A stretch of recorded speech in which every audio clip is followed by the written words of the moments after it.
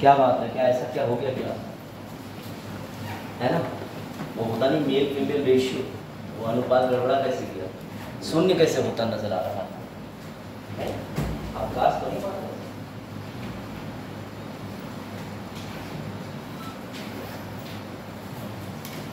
चलो भैया शुरू करते हैं आज के टॉपिक का नाम, ठीक है। गवर्नेंस पढ़ेंगे आज, लेकिन इंटरेस्टिंग तरीके से पढ़ेंगे। तब तक आप एक दो चीज़ें कुछ और को पूछ लीजिए, किसी चीज़ में कोई डाउट लग रहा हो कुछ और। 5 मिनट वेट कर लेते हैं, हो सकता है कोई ना कोई प्रकट हुई जाए। हाँ आज MCQ, हाँ पूछो पूछो पूछो। आज MCQ सेशन रहेगा मेरा भी, ठीक है, शाम 8 बजे, है ना। देखो बिग बॉस हो गया, KBC हो गया, सब खतरनाक नाटक आके मिल जाते हैं ना, फिर 8 ही बजे करें, ठीक। और बताओ अब क्या पूछना है। हाँ यशु, क्या पूछने वाली थी आप?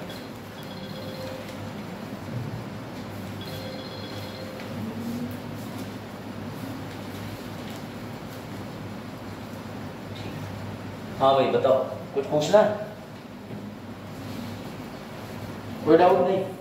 चलो टॉपिक कौन कौन से आ जाओ, चलो आ जाओ, मैं स्टीरियोटाइप तोड़ दिया, ठीक है। टॉपिक वाइज जैसे अपना सेशन शुरू हुआ था वैसे ही शुरू करें, है ना। पहले फंडामेंटल राइट्स कवर कर लेंगे, और मेरे MCQ में क्या खास रहेगा वो आपको पता चल जाएगा। मैं ज़्यादातर प्रेफरेंस इस वाले क्वेश्चंस पे दूंगा, ठीक है, क्योंकि अगर ये वाले क्वेश्चन बड़े बड़े स्टेटमेंट वाले बना ले जाओगे तो फिर जाहिर सी बात है छोटे क्वेश्चन तो खा ही जाओगे, तो कोई इशू नहीं, ठीक है। पहली बात तो ये अपना सेशन रहेगा 8 PM पे। दूसरा, सेशन की टेंशन मत लेना, इतना रहेगा ये मैक्स 30 से 35 मिनट का, और कम से कम इतने सेशन में कोशिश करेंगे कि 30 क्वेश्चन डिस्कस करेंगे, ठीक है। हर क्वेश्चन के 4 विकल्प होते हैं, चारों का अर्थ बताता चलूँगा ताकि आपको समझ में भी बेहतर आ जाए। अंग्रेजी हिंदी दोनों भाषाओं में प्रश्न रहेंगे, टेंशन नहीं, एक ही समय पे लिखे होंगे, अंग्रेजी भी लिखी होगी हिंदी भी लिखी होगी, तो कोई चिंता की बात नहीं।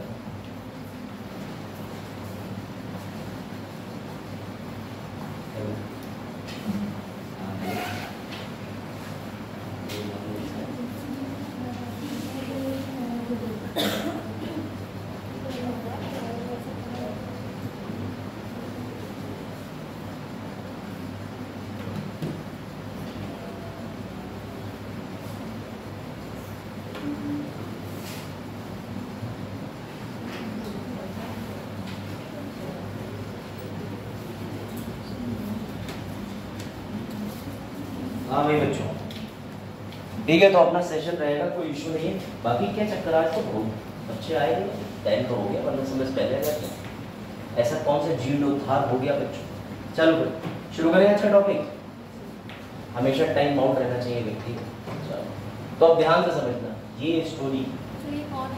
हाँ यही मैं बता रहा हूँ, ये तो सबसे जरूरी बता रहा हूँ। क्या नाम है आपका? नगमा। ये नगमा, ठीक है।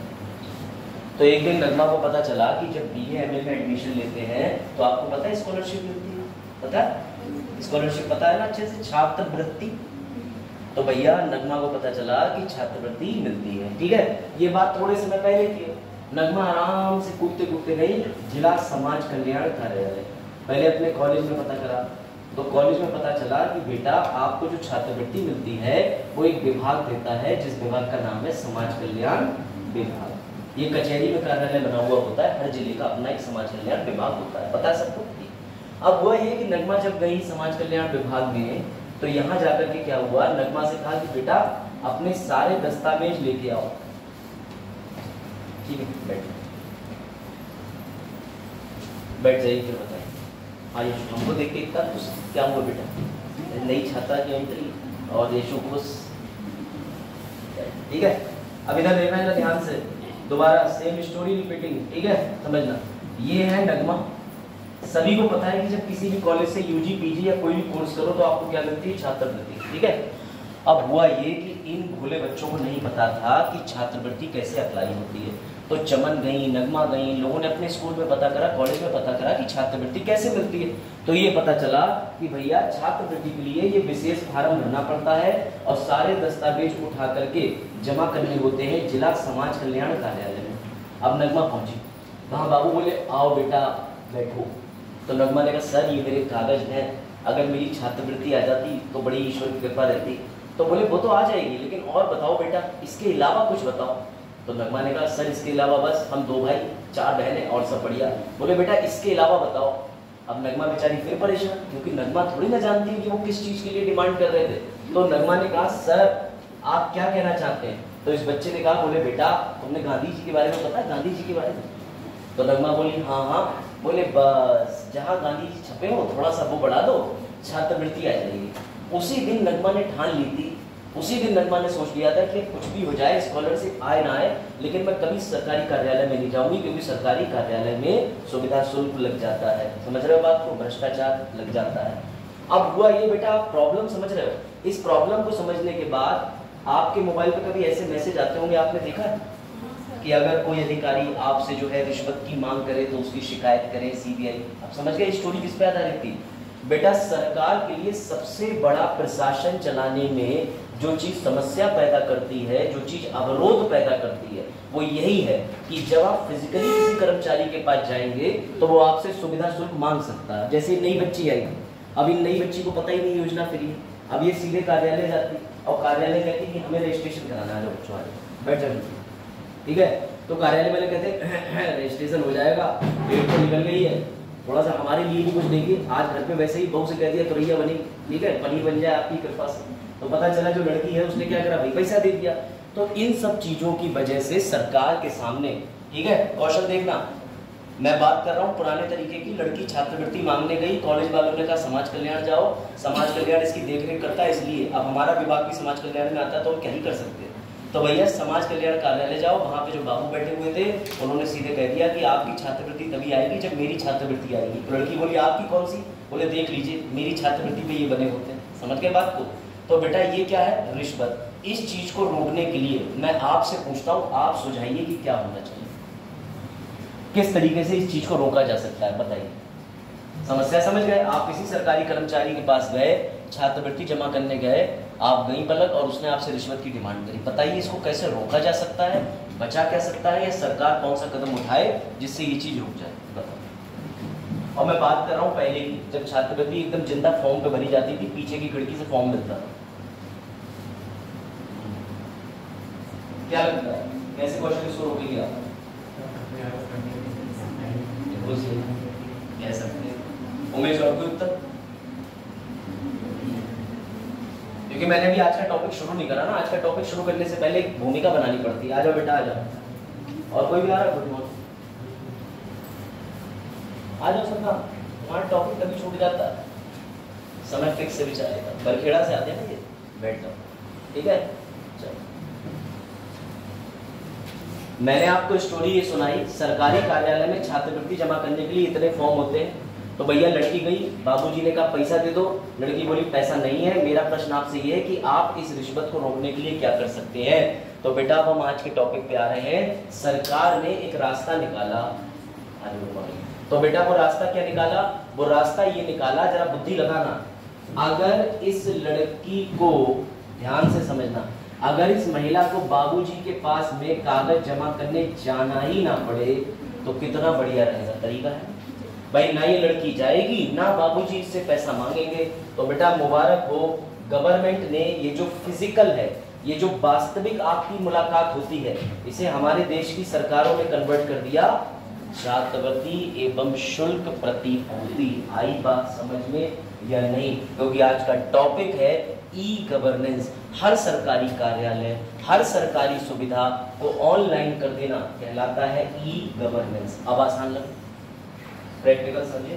कोई भी सरकारी कार्यालय, कोई भी सरकारी कार्य जब ऑनलाइन इंटरनेट के माध्यम से करना शुरू कर दिया जाता है, उस पर शिफ्ट कर दिया जाता है, इसी को कहते हैं ई शासन, यानी इलेक्ट्रॉनिक गवर्नेंस, ई गवर्नेंस। बताओ यहाँ तक कोई डाउट? यहाँ तक कोई डाउट? आ जाओ जो बच्चे अभी आए हैं, last time I am repeating, बेटा आप किसी सरकारी कार्यालय में जाओगे तो ज्यादातर क्या होता है कि सरकारी शुल्क लग जाता है आप पे। वो कहते हैं आपका काम तभी बनेगा।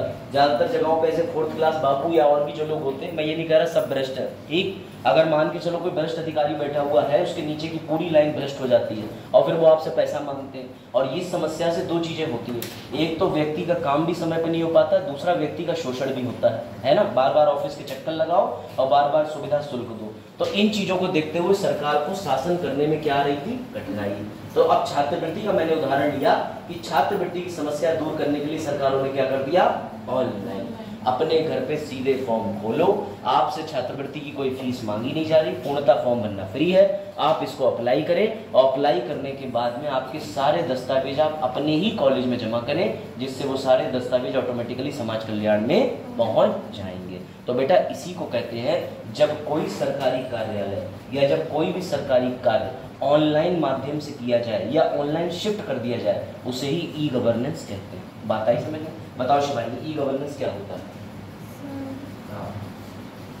जो भी डेफिनेशन अभी सुनी आपने वही रिपीट कर दो बच्चे। काम को सरल करना। काम को ना सरल नहीं, जहाँ ई लग गया वहाँ ये समझ लो एक ऐसा मंच जिसमें हर चीज, हाँ हर चीज इलेक्ट्रॉनिक ऑनलाइन। आज की डेट में आप सब ई गवर्नेंस हो। कैसे ई गवर्नेंस हो? आपके फोन पे उमंग ऐप चलाइए, किसी ने उमंग ऐप, अरे वो भी छोड़ो, व्हाट्सएप पे आपको सूचनाएं सरकारी मिलती है, मोबाइल में न्यूज़पेपर की ऐप है। आज की डेट में मोदी जी योगी जी भी अपना कोई प्रचार करना है ऑनलाइन करते हैं। ये सब किसका भाग है? ई गवर्नेंस का। आई बात समझ में? चलो और इंटरेस्टिंग तरीके से देखते हैं। तो बेटा अब आप अपना स्कॉलरशिप का स्टेटस स्वयं चेक कर सकते हैं, कोई टेंशन नहीं, मिल गई करप्शन से आजादी।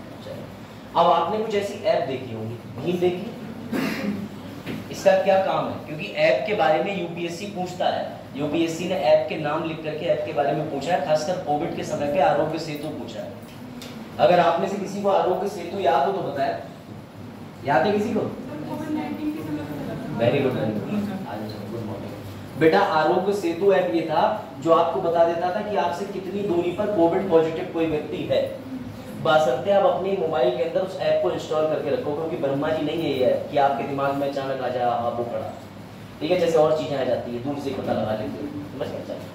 तो बेटा भीम ऐप किसके लिए? ताकि पैसों का लेन देन ऑनलाइन माध्यम से किया जा सके। ये करने का उद्देश्य क्या है?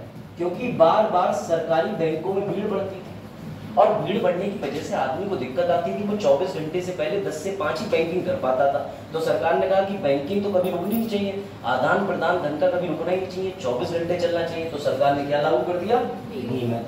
कोविड के समय पे आरोग्य, पासपोर्ट ऑफिस में भीड़ लगती थी, पासपोर्ट सेवा ऐप। बेटा सरकार ये जितनी भी ऐप बनाती है, जितनी भी ऐप बनाती है, आप हमेशा उस चीज के लिए एक नाम, एक ही चीज जिम्मेदार है, जिसे प्यार से कहते हैं ई गवर्नेंस। कोई भी सरकारी कार्यालय, कोई भी सरकारी सुविधा, कोई भी सरकारी ऑफिस जब ऑनलाइन कर दिया जाता है, इंटरनेट से जोड़ दिया जाता है, उसे ई गवर्नेंस कहते हैं। और वह इंटरनेट जो है आप चला करके उस सरकारी सुविधा का लाभ ले सकते हो। अब आई बात समझ? अब आई बात समझ में? ई गवर्नेंस क्या है सर? जब कोई भी सरकारी कार्यालय, विभाग या कार्य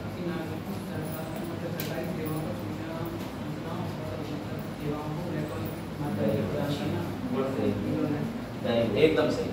तो बेटा अब ये याद आपको रहना चाहिए, जो लोग लेट हो गए, मैंने स्कॉलरशिप का उदाहरण दिया था कि अगर बच्चा स्कॉलरशिप जाएगा भरने और उसे विभाग जाना पड़ेगा तो बाबू पैसे मांगेगा। इसके लिए सरकार ने लाखों बच्चों को छात्रवृत्ति देने के लिए क्या बना दी? वेबसाइट। कोई दिक्कत? अब आगे बढ़ो। ये देखो तमाम ऐप है और हर साल कोई ना कोई ऐप सरकार को पसंद आई जाती है। इस साल भारत में चुनाव भी हुए, तो जो चुनाव के समय पे कोई ना कोई नई ऐप सरकार बनाती है। बच्चों ये लिस्ट है, ये सब सरकारी ऐप है। सरकारी ऐप का मतलब जो सरकारी विभाग या सरकारी मंत्रालय द्वारा आपकी सुविधा के लिए बनाई गई है। जैसे अब आपको लाइसेंस का आवेदन करना है तो आप आरटीओ ऑफिस जाएं तो जाएं, वरना एम परिवहन ऐप पे कर दें, पासपोर्ट ऑनलाइन कर दें, आधार अपना ठीक कराना है तो इस ऐप पे आधार सेंटर के लिए आवेदन कर दें। ये तमाम काम ऐप पे हो सकते हैं। अपने आधार कार्ड को लॉक कर सकते हैं, मास्क का आधार बना सकते हैं। जल्दी आ जाओ। ये बात आई समझ में कि नहीं? इतनी बात आ रही समझ में? साक्षी समझ आया? सरकार ऐप क्यों बनाती है? मेरा बेसिक क्वेश्चन है पलक, सरकार ये ऐप बनाती क्यों? बताओ भाई बच्चों, सरकार ये APP बनाती क्यों है? ये ऐप क्यों बनाती है? निजी कार्यालय में भीड़ ना रहे और अपना काम के खर्चा को कर सकते हैं। काम, लेकिन बस कार्यालय बोलना, निजी मत बोलना। निजी मतलब प्राइवेट। हाँ पलक बताओ, ऐप क्यों बनाती है सरकार? इनका आंसर ठीक था। हाँ, लोगों को सुविधा हो। चलो मैं आपको एक भारत का दूसरा चेहरा भी दिखा देता हूँ, वो भी आप समझ लो, ठीक है? एक बात समझना ध्यान से, आप सबने पुलिस स्टेशन देखे?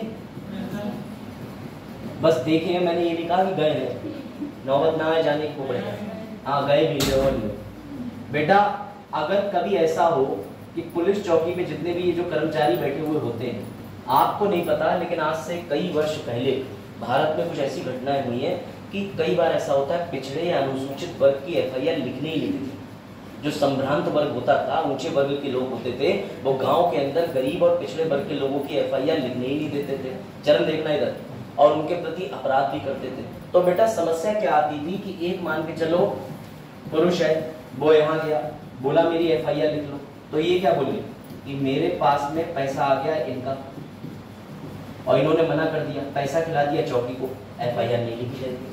अब एफआईआर लिखवाने का उस जमाने में एक ही तरीका था कि कागज हाथ में लेके जाओ, पुलिस के हाथ में रखो, एफआईआर की रिसीविंग लेके आओ।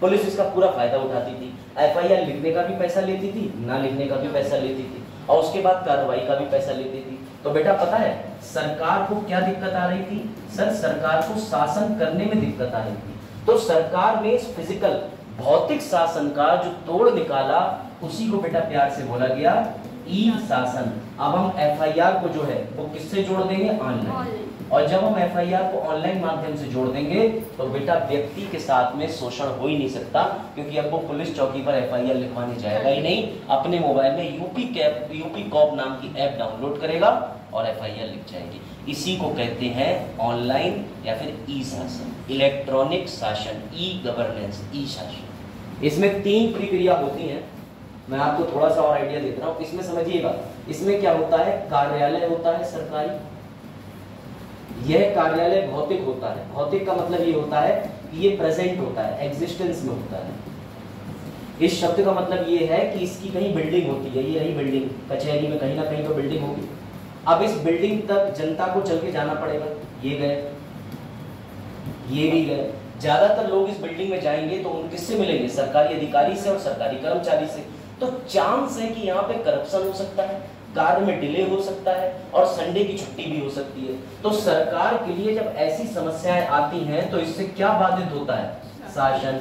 सरकार ने इन सब समस्याओं का निजात पा लिया और इसीलिए सरकार ने बनाया ई गवर्नेंस। क्या बनाया? E governance.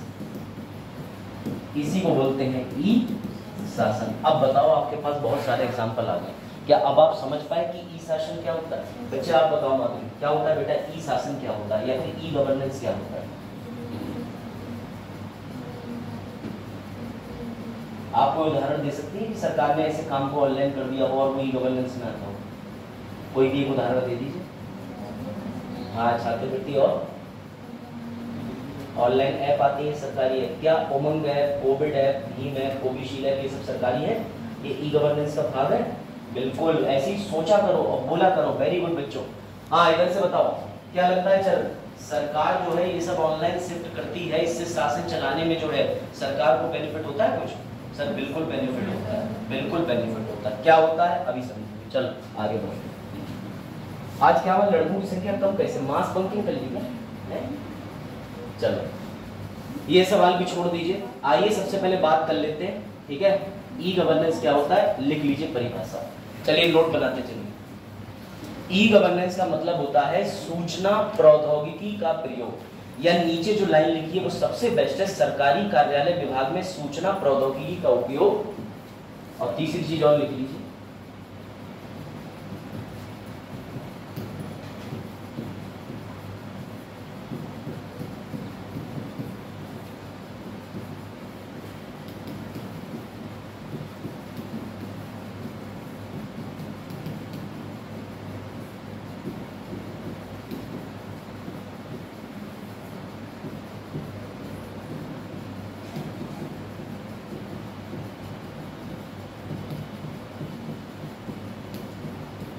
सीधा सीधा मतलब जब सरकार इंटरनेट पर व्हाट्सएप पे ऑनलाइन नहीं दिख रही, तुम सरकार की डीपी चेक कर रहे हो, यहाँ सीधा मतलब है कि सरकारी विभाग, कार्यालय, ऑफिस कुछ भी हो, अब से वो ऑनलाइन ही काम करेगा। तो जब ये ऑनलाइन शिफ्ट हो जाता है, यानी भौतिक कार्यालय भी रहेगा, जिला समाज कल्याण का कार्यालय, बिल्डिंग सब रहेगा, आप वहां भी जा सकते हैं, लेकिन एक दूसरा विकल्प भी उपलब्ध है जिसे क्या कहते हैं? ऑनलाइन। आ जाओ। मास बंकिंग करी थी तुम लोगों ने, ग्रोह बना के लेट आए। अरे तुम्हारा लेकिन थोड़ा कंसेप्ट चलो अच्छा कवर करा देंगे।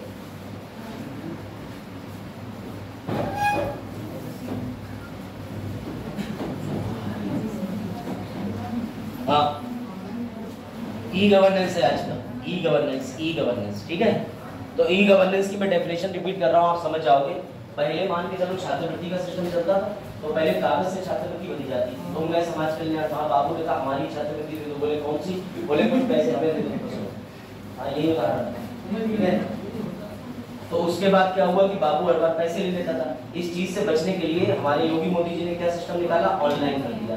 बस कोई भी सरकारी कार्यालय, विभाग, संस्था के काम को ऑनलाइन कर देना कहलाता है ई गवर्नेंस। ई गवर्नेंस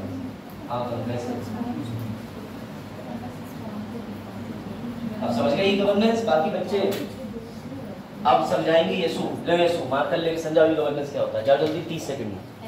अरे ऐसे डीएम साहब आ जाए, नेताजी कहेंगे हमें समझाओ बांध परियोजना क्या है, नेताजी कहेंगे सस्पेंड, जाओ ले पकड़ो, ऐसी क्या वहां जाकर समझाओ। बच्चों में आत्मविश्वास लाना टीचर का काम। जाओ जल्दी जाओ, बहुत ज्यादा आत्मविश्वास ला दिया, आंदोलन करा दिए थे। चलो जाओ बेटा समझाओ, 1-1.5 मिनट समझाना है, पैसे नहीं मिलेंगे, नहीं पूरा लग ही जाओ। जैसे कि कोई सरकारी कार्यालय है, हम वहाँ पे जाते हैं तो लोग रिश्वत तो जो वो होते हैं, वहाँ पे अधिकारी लोग बैठे होते हैं, वो रिश्वत की मांग करते हैं। उस रिश्वत को कम करने के लिए सरकार ने ऑनलाइन सुविधाएं उपलब्ध कराई है। वेरी गुड, बहुत बढ़िया। क्लैप बजाओ, कॉन्फिडेंस। जाओ पलक तुम भी जाओ, जाओ पूरनपुर वालों नाम रोशन करो। करण कह रहे कोई बात नहीं है, करण के साथ नहीं सर। आधार कार्ड वगैरह हम लोग बनवाने जाते हैं तो वहाँ बैंक में जो कर्मचारी होते हैं वो कहते हैं कल आना या डिले करते हैं वर्क को। तो ये या जैसे हमें लाइसेंस वगैरह बनवाना होता है तो इस वजह से प्रॉब्लम आती है। अच्छा, ये प्रॉब्लम आती क्या है? जब आप सरकारी कार्यालय जाती हैं तो किन चीज़ों के लिए जो है आप कह सकती हैं कि संदिग्धता पाई जाती है, किन चीज़ों की समस्याएं आती हैं? सरकारी कर्मचारी क्या कर सकते हैं आपके साथ? रिश्वत ले सकते हैं या डिले कर देते हैं कि फाइल ऊपर गई है, ऊपर से बात में आई है। सर, और तो इसलिए सरकार ने सरकारी दस्तावेजों को सरल करने के लिए ऑनलाइन। ठीक है, तो क्या ये ऑनलाइन, आपसे मेरा प्रश्न है, मेंस का क्वेश्चन आएगा क्या? वेरी गुड बेटा, क्लैप करो। कंसेप्ट कॉन्फिडेंस कॉल मिलाओ, पेन तो दे जाओ बेटा, 1600 रुपया का पेन दे दे। तो बेटा ये याद रखना, आ जाओ। जब भी सरकार किसी भी कार्यालय, विभाग के काम को ऑनलाइन करती है तो उसे कहलाते हैं ई गवर्नेंस। ये ई गवर्नेंस का मॉडल है। ऐसे तो मैं समझ नहीं आएगा तो चलो बना लेते, बनाओ। ठीक है, पहले समझिएगा ध्यान से, ये मॉडल आपको बनाना ही बनाना है। ई गवर्नेंस के लाभ क्या होते हैं मैं उसकी चर्चा कर रहा हूं। ठीक है, देखिए ई गवर्नेंस का फायदा ये है आवास विकास कॉलोनी में एक कार्यालय सरकारी। ठीक है, ये नौगमा चौराहे पर एक कार्यालय सरकारी।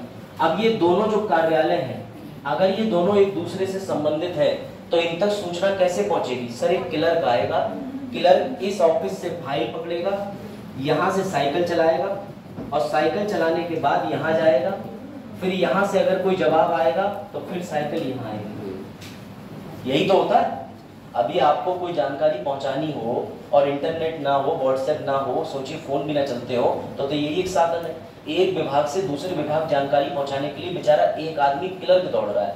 और ये जो क्लर्क है, इस क्लर्क की वजह से क्या होता है सर? एक तो समय बहुत लगता है, और अगर ये अवकाश पे है तो कार्य बाधित होता है। दूसरी बात यह है कि कार्य त्वरित तरीके से नहीं हो पाता है और कार्य के निष्पादन यानी कि एग्जीक्यूशन में बहुत डिले और समस्या आती है। लेकिन बेटा जब से ई गवर्नेंस आया तब से बटन देखो, ये हेडक्वार्टर है, ये दूसरा ऑफिस है।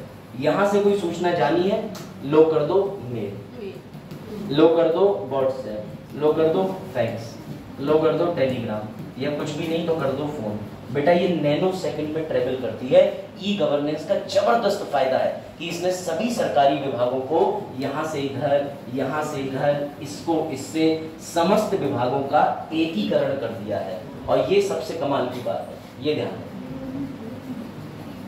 ठीक है, पढ़िए क्या लिखा है।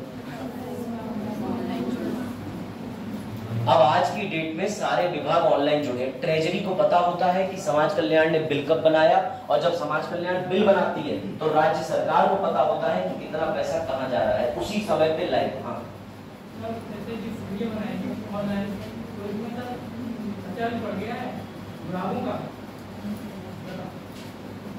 अच्छा, ये कह रहे हैं, समझना, ये कह रहे हैं कि इन चीजों से खर्चा भी तो बढ़ता है, लेकिन तब भी चरण वो खर्चा किसी भौतिक कर्मचारी को जो है रखने से तब भी कम पड़ता है। जैसे उदाहरण दो, आज की डेट में व्हाट्सएप जो है उससे आप वीडियो कॉल कर सकते हैं, लेकिन अगर किसी से मिलने जाएंगे तो गाड़ी में लग के ही जाएंगे। तो बस ये समय आ जाता है। मतलब ये जो टेक्नोलॉजी है भारत के अंदर, ये बहुत ही ज्यादा चीप एंड स्पीडी है। तो अभी हम कह सकते हैं कि इससे सरकार का उल्टा पैसा बच जाता है। लेकिन आपने अच्छा सोचा, ऐसे पॉइंट आने चाहिए दिमाग में। आगे बढ़े। किसका? हाँ, स्मार्ट गवर्नेंस आएगा आगे, उसकी फुल फॉर्म है पूरी। हाँ बिल्कुल बिल्कुल, आप ठीक कह रहे हो। सिंपल है, उसके बाद में आप क्या कह सकते हो, मॉरल है, उसके बाद ए से अकाउंटेबल है, टी से ट्रांसपेरेंट है, आर से रिस्पॉन्सिबल है। ठीक, चलो आगे बढ़े। Very good. तो भैया ई गवर्नेंस क्या है? पहला पार्ट हमने पूरा करा, आपस में ऑनलाइन विभागों का जुड़ना। अभी मैंने ये नहीं पढ़ाया, ये वाला पार्ट पूरा हो गया। इसे जुड़ने से क्या लाभ होते हैं आइए समझ लेते हैं। बड़े आगे देखते चलिएगा जो चीजें आप नोट कराऊंगा। चलिए भाई, पहले तो ये मैं आपको बता दूं, ई गवर्नेंस शब्द की शुरुआत कहां से हुई और ई गवर्नेंस शब्द आया कहां से। कभी तो आपके दिमाग में आता होगा ये कंप्यूटर सबसे पहले बना किसने थी, या कभी ये भी तो आता होगा इंटरनेट किस देश के पास सबसे पहले था, या ये भी तो आता होगा ये शासन प्रणाली किस देश ने सबसे पहले प्रयोग करी। तो आइए इन चीजों के जवाब पे चर्चा करते हैं, लिख लीजिए। और अभी बाकी जो धर्मेंद्र ने कहा वो ये रहा, धर्मेंद्र राजपूत वाला स्मार्ट। ठीक है, अब आगे बढ़ते हैं। लिख लो बेटा, चलो लिखो। सबसे पहले ई गवर्नेंस का प्रयोग अमेरिका में हुआ। अमेरिका में लिख लीजिए। सर्वप्रथम ई गवर्नेंस का प्रयोग अमेरिका में हुआ 1969 में, और इन्होंने अपने को बचाने के लिए, अपनी रक्षा करने के लिए, चलो अपनी रक्षा करने के लिए बेटा एक नेटवर्क बनाया, लोकल एरिया नेटवर्क। क्यों? ताकि अपनी जितनी भी छावनी है उनमें लैंड माध्यम से एक दूसरे से जुड़े रहे। और कहा जाता है कि विश्व में संचार माध्यम में ग्रेप वाइन प्रणाली भी इन्होंने दी। आपको पता है ग्रेप वाइन प्रणाली क्या है? मैं बताता हूँ। अमेरिका के फौजी एक दूसरे से संपर्क कैसे करते थे जब इंटरनेट भी नहीं था, फोन भी नहीं था। तो जिन स्थलों पे ये युद्ध लड़ते थे वहां पे अंगूर के बगीचे पाए जाते थे। तो सर ये क्या करते थे बेटा, ये अंगूर के जो गुच्छे होते थे उसमें छोटे छोटे कागज में अपना संकेत लिख के छिपा देते थे। बाद में दूसरे सैनिक आते थे इन्हीं के साथी, और गुच्छे को ओपन करके इन्होंने अपना जो संकेत है वो निकाला, उसको पढ़ा और निर्देश का पालन करा। तो सबसे शातिर यही है। इन्होंने औपचारिक भाषा, अनौपचारिक भाषा भी बनाई। इन्होंने सभी से जुड़ने के लिए ई गवर्नेंस नेटवर्क भी बनाया। और 1969 में इन्हीं के डिफेंस डिपार्टमेंट ने लोकल एरिया नेटवर्क का निर्माण करा। ये क्या होता था? लोकल एरिया नेटवर्क मतलब कि कंप्यूटर का बटन दबेगा 1300 किलोमीटर दूर और फाइल यहाँ की कंप्यूटर पर खुल जाएगी। इसे कहते हैं लोकल एरिया नेटवर्क। आपस में सभी कंप्यूटर दूर होते हुए भी जुड़े हो। समझ गए? सर्वप्रथम किसने? अमेरिका ने। बेटा हम अमेरिका से एक ही साल बस एक ही साल चूक गए, वरना साथ ही में शुरू करते। तो भारत ने 1970 में प्रयोग करना शुरू करा, लेकिन भारत का उद्देश्य अलग था। भारत बोला जनगणना करेंगे, चुनाव प्रक्रिया में भागीदारी लेंगे। तो बेटा हमारे उद्देश्य दूसरे थे। इनका था अपने देश की रक्षा करना, हमारा था आदमी औरत गिनना। भाई जनगणना का मतलब यही तो हुआ, आदमी औरत बच्चा गिनना, या पैसे गिन दोगे जनगणना? हाँ बेटा आदमी बूढ़ा भी होता है। अब तुम बूढ़ों को अलग से मान रहे हो, वाह क्या बात। तो समझे आप, भारत ने एक्सपेरिमेंट ई गवर्नेंस को लेकर के कब शुरू करा? 1970 में। और हमने किसके लिए ई गवर्नेंस चाहा? जनगणना, चुनाव इत्यादि कामों के लिए। हमने कभी नहीं सोचा था हम देश की रक्षा कर लेंगे। चलो तो सर इसके बाद विश्व में सबसे पहले किसने प्रयोग करा? चलो भैया विश्व में देख लेते हैं किसने करा। तो लिखिए कुछ देश के नाम, फिर मैं आपको उनके प्रोजेक्ट से मिलवाता हूँ। अश्मित क्या लगता है विश्व में सबसे पहले किस देश ने किया होगा ई गवर्नेंस का प्रयोग या ऑनलाइन विधि का प्रयोग? Very good very good. ठीक है, इसके बाद एनी आइडिया? और जापान के बाद? ये बेटा 4 देश हैं जिन्होंने कुल मिलाकर के क्या डेवलप करा? तो ये जनक माने जाते हैं सूचना एवं प्रौद्योगिकी के। JRC की जिसे हम आम भाषा में कहते हैं साइंस एंड टेक, और इसे आप कह सकते हैं विज्ञान एवं प्रौद्योगिकी। ठीक है, ये याद रखना। इन्होंने संचार सेवाएं बेहतर करी, इन्होंने संचार सेवाएं बेहतर करी। ये विश्व की बात हो रही है, विश्व में ऐसे कौन कौन से देश थे जिन्होंने सबसे पहले ऑनलाइन विधि का सर्वप्रथम प्रयोग करा? USSR ने करा। मैं आपको इनका नाम और इनका ईयर दोनों एक ही जगह दिखा दे रहा हूँ, यही लिखा हुआ है, टेंशन ना लो। ठीक है, फिर अभी भारत की भी बात करेंगे। ये लिखिए, सबसे पहले USSR यानी कि बेटा आज के समय का रशिया। पहले ही 15 देश साथ में थे, 31 दिसंबर 1990 के दशक में टूट गए। उसके बाद ये क्या बन गया? 15 देश बन गए, लेकिन जो सबसे बड़ा हिस्सा है आज भी वो रशिया ही है। बेटा रशिया ने दूर संचार और स्पेस कार्यक्रम को हवाला देने के लिए सैटेलाइट लॉन्च करी थी जिसका नाम था स्पुतनिक 1। अमेरिका गुस्से में आ गया। अमेरिका ने तुरंत ही अगले साल इनके 1957 के प्रोजेक्ट के जस्ट अगले साल अपने यहाँ से आरपा प्रोजेक्ट लॉन्च कर दिया, जो बाद में डारपा बन गया। ये डारपा क्या है? आरपा का मतलब पहले इतना था कि भैया एडवांस रिसर्च प्रोग्राम, लेकिन ये चले गए अपनी सेना को लेकर के, क्योंकि अभी हमने देखा सेना के लिए ज्यादा ध्यान था इनका 1969 में, तो उन्होंने डी से डिफेंस कर दिया। आप ऐसे लिख सकते हैं कि पहले USSR, दूसरा अमेरिका, इसके बाद जापान। 1982 में जापान ने लॉन्च करा। ठीक है, जापान ने लॉन्च करा 5th जनरेशन कंप्यूटर प्रोग्राम। जबरदस्त प्रोग्राम, यानी ब्रह्मांड तक को यहाँ से सर्च करने की क्षमता वाला कंप्यूटर का प्रोग्राम, लेकिन ये इतने कामयाब नहीं हो पाया। इसके बाद ब्रिटेन ने भी लॉन्च कर दिया प्रोजेक्ट एलवी प्रोग्राम। ये याद रखना, अगर कभी मेंस में क्वेश्चन आएगा और आपने बस ये डायग्राम भी बना दिया तो वो समझ जाएगा ई गवर्नेंस के मॉडल पे ये इतिहास भी दिखाना चाह रहा है। ये हिस्ट्री ऑफ, आप कह सकते हो कि सूचना प्रौद्योगिकी का विकास है, इसी के साथ ई गवर्नेंस का भी विकास है। हाँ, यहाँ पर अमेरिका में जो 1958 लिखा है, ये डारपा प्रोग्राम है। 1969 के अंदर उन्होंने सबसे पहले प्रोग्राम को दूसरे प्रोग्राम को वेरीफाई कर दिया। ये दोनों अलग अलग डेट।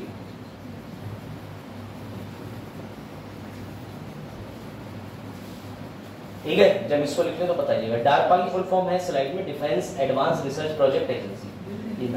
ठीक है, हटा दो इसको।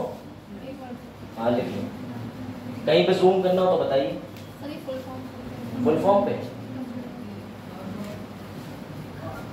दिख रहा है, defence advance research project agency, इसे कहते हैं बेटा डारपा। आरपा डारपा दोनों वही के अमेरिका थे। हाँ, एडवांस रिसर्च प्रोजेक्ट एजेंसी, ये डिफेंस के लिए होगी तो डारपा लग गया है ना, तो अरपा डरपा जो भी कह लो है ना, अप्पा डप्पा चप्पा मत है ना, बस तो पिक्चर थी। समझ आ रहा है? कुछ कुछ कैसे इसका विकास हुआ बच्चों आपको दोनों को? गुड, चलो भाई बैठ जाओ। ठीक है, लोकल में रह के लेट तो पता है अंधकूपम सजा इसके लिए, कढ़ाई में उल्टा तलते। कैसे लेट हो गए सर? आज नहा लिए सर 25 दिन बाद। हाँ, इनकी मुस्कुराहट बता रही है। सही पॉइंट बता। देखा देखा, आ गया सत्य बाहर। इसे कहते हैं लीडिंग क्वेश्चंस, लैंडमार्क स्टेटस के। चलो कोई बात नहीं भैया, मूड गर्म करो। ठीक है, प्रोजेक्ट एलवी हो गया। चलो भाई अब सुनो जरा ध्यान से। भारत ने सबसे पहला प्रयास अमेरिका के बाद शुरू करा था, जब अमेरिका ने गवर्नेंस में 1969 में प्रयास करा। तो लिखो, भारत ने 1970 में पहला इलेक्ट्रॉनिक डिपार्टमेंट भारत में बनाया। लिख लीजिए। सर ये क्यों बनाया बताता हूं भैया, पहले ये तो लिखो। 1970 में भारत सरकार ने देश में ई गवर्नेंस की दिशा में सबसे पहला बड़ा कदम उठाया। ये लाइन बस आपको लिखनी है, ये नहीं लिखना। इलेक्ट्रॉनिक विभाग DOE की स्थापना करी गई, यानी ऑफिशियली भारत में इलेक्ट्रॉनिक गवर्नेंस को देखने के लिए कोई डिपार्टमेंट था ही नहीं, विदेशों में था। तो हमने कौन सा विभाग बनाया? हमने बनाया DOE, department of electronics. DOE, department of electronics. आप यही पे आइए तो हाँ भाई चलो सना वाला बना क्या है ये टाइम अभी से समझ आया? ना अभी ये अभी दौड़े नहीं पड़ा। चलो ठीक है। तो बेटा विश्व का आपके पास चार्ट आ गया, भारत का चार्ट आ गया। भारत ने सबसे पहले ई गवर्नेंस को सफल बनाने के लिए ये करके दिखा दिया। अब सब बड़े खुश होंगे, अरे बन गया डिपार्टमेंट, अब तो हमारी ई गवर्नेंस की सेवाएं बहुत अच्छी हो जाएंगी। अजी छोड़ो, ऐसे हो गई सेवाएं अच्छी। सरकार के सामने दिक्कत ये थी, तुम्हारे पास कंप्यूटर था ही नहीं, तुम इंटरनेट जानते ही नहीं थे, तुम उसी में घुसते ईंटा उठाई और कान पे लगाई, बोले हाँ, या फिर तुम दिया सलाई में जो है वो धागा जोड़ के उधर कोने में गए थे, ऐसी तैसी, बोले हाँ तूने क्या किया, मतलब ऐसी डिब्बी से करा होगा तुम लोगों ने, करा कि नहीं करा? अरे दिया सलाई और उसमें डोरी बांध के मोबाइल फोन नहीं बनाया? किसने बनाया? चंद तुमने बनाया? हाँ कम से कम बनाया नहीं तो देखा तो होगा। अरे देखा है किसी ने? नगमा आपने?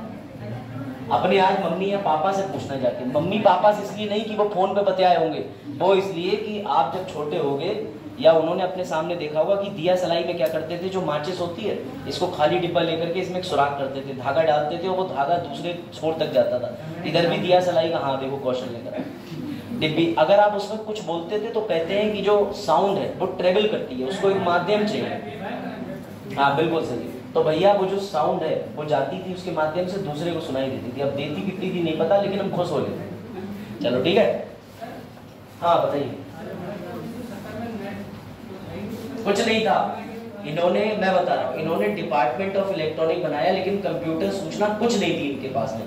हम अभी भी सिर्फ सपना देख रहे थे कि कंप्यूटर लाएंगे। हमने इस एवज में आगे चल के इंटरनेट डेवलप करने का प्रयास करा। अभी देखते जाइए क्या होगा। शुरू करें? ये समझ गए हम पे इस समय 1970 में? हाँ बताइए।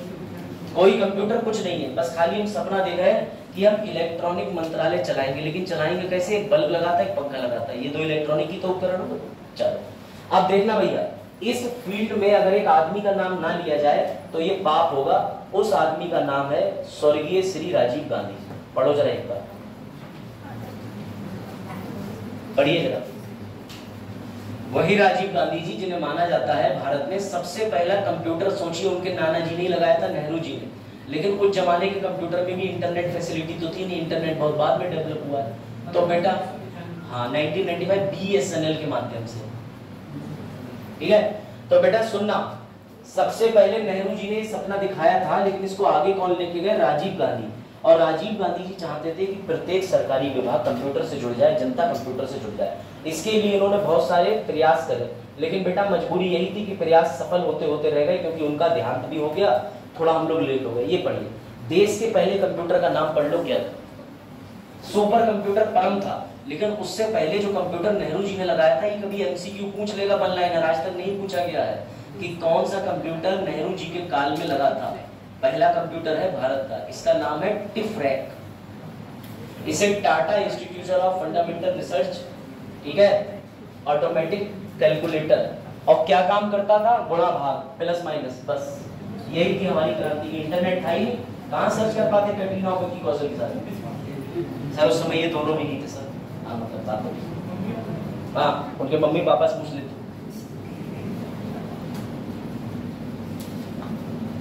इंटरनेट जब से आया तब से जुर्म बढ़े हैं कि रुक गए? इसमें देखना सर्च करके, बड़ा अच्छे आर्टिकल मिलेंगे। बढ़े हैं ना? क्राइम ऑनलाइन तो इतने बढ़ गए हैं, अब कुछ नहीं है, बस एक ऐप का विज्ञापन आता है, करे रंगीन चटपटी बातें, उसके बाद तुमने जहाँ कैमरा खोला बस बन गई तुम्हारी वीडियो, 10,000 रुपए डिमांड। हाँ पूछो सर।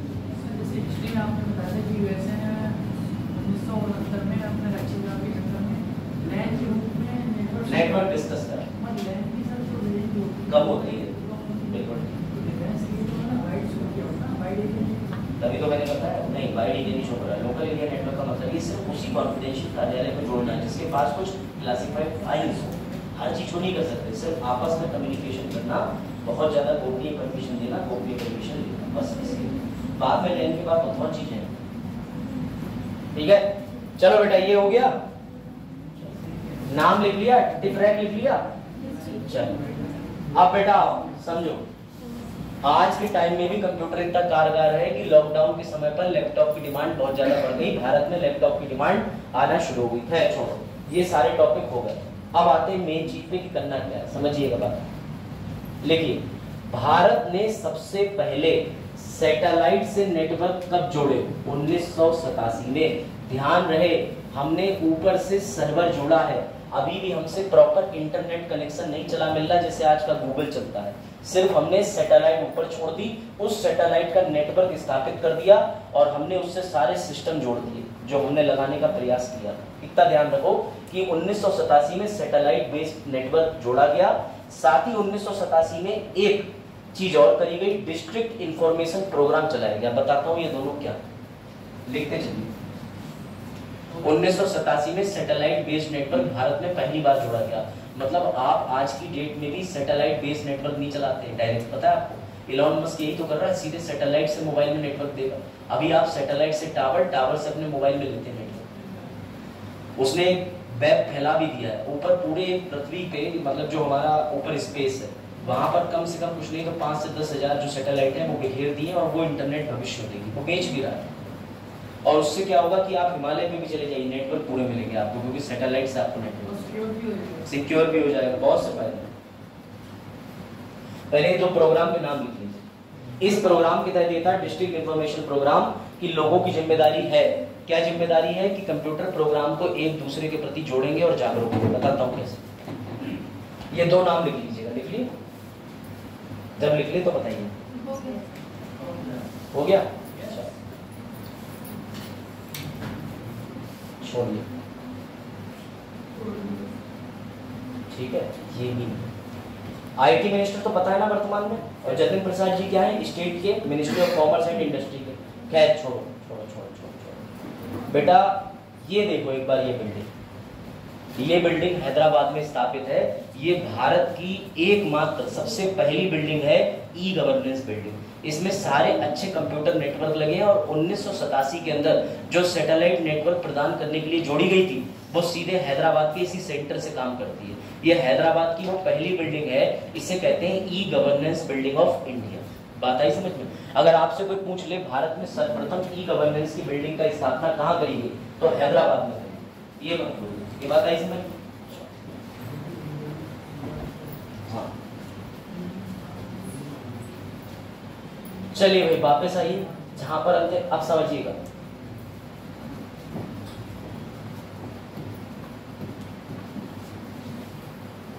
आप में से कितने लोगों के नाना या नानी ऑनलाइन यूपीआई चला लेते हैं? चला लेते हैं? दादा या दादी? दादा या दादी? कोई ऐसा है जिसके दादाजी व्हाट्सएप चलाते हो, ऑनलाइन चलाते हो, ट्रांजैक्शन करते हो, या किसी कोई बैठा हुआ है ऐसा? दादाजी की बात कर रहा हूँ, पापा की बात नहीं कर रहा हूँ। पापा तक तो अब ले आए हो तुम चीजें, क्योंकि 4 साल हो गए कोविड के समय पे, और वैसे भी मोदी जी आए थे तो 1 जुलाई 2015 से डिजिटलाइजेशन शुरू हुआ था। आप में से कितने लोग बैठे जिसके नाना नानी दादा दादी भी चला लेते हैं, चरण की चला लेते हैं? नाना तुम्हारे इसका मतलब कब तेज आता है? अच्छा, क्यों नहीं चला पाते? क्यों नहीं चला पाते जरा ये बताना, क्यों नहीं चला पाते? क्यों नहीं चला पाते?